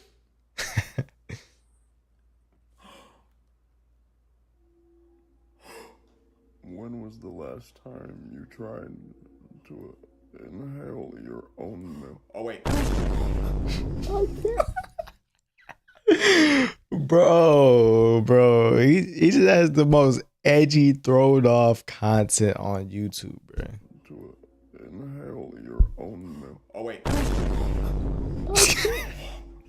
Nah, he takes the cake for having the most thrown off content on YouTube. Like, this nigga is such an anomaly in the YouTube space that, bruh, of course this nigga got 400K. And he only been, I don't know how long he's been doing this. I don't think he's been doing it for that long. 3 years. 3 years, he got 400K. Cause it's like, shit. This nigga's so damn weird. It's like, niggas Like want to see what he like talking and about. comment and share with your friends, so I can hit the algorithm and pay my bills, because my manager called me this morning. Just to let you guys know, I totally didn't watch this already, and yeah, I didn't watch this, so don't think that I'm a bad. When was the last time you I can't. Inhale your own milk. Oh, wait. I can't. You just can't get that. All right, guys, and that's it for today. That Among Us was throwing it like back. button, subscribe, and please just do everything I told you to do so I can get money. Okay, bye.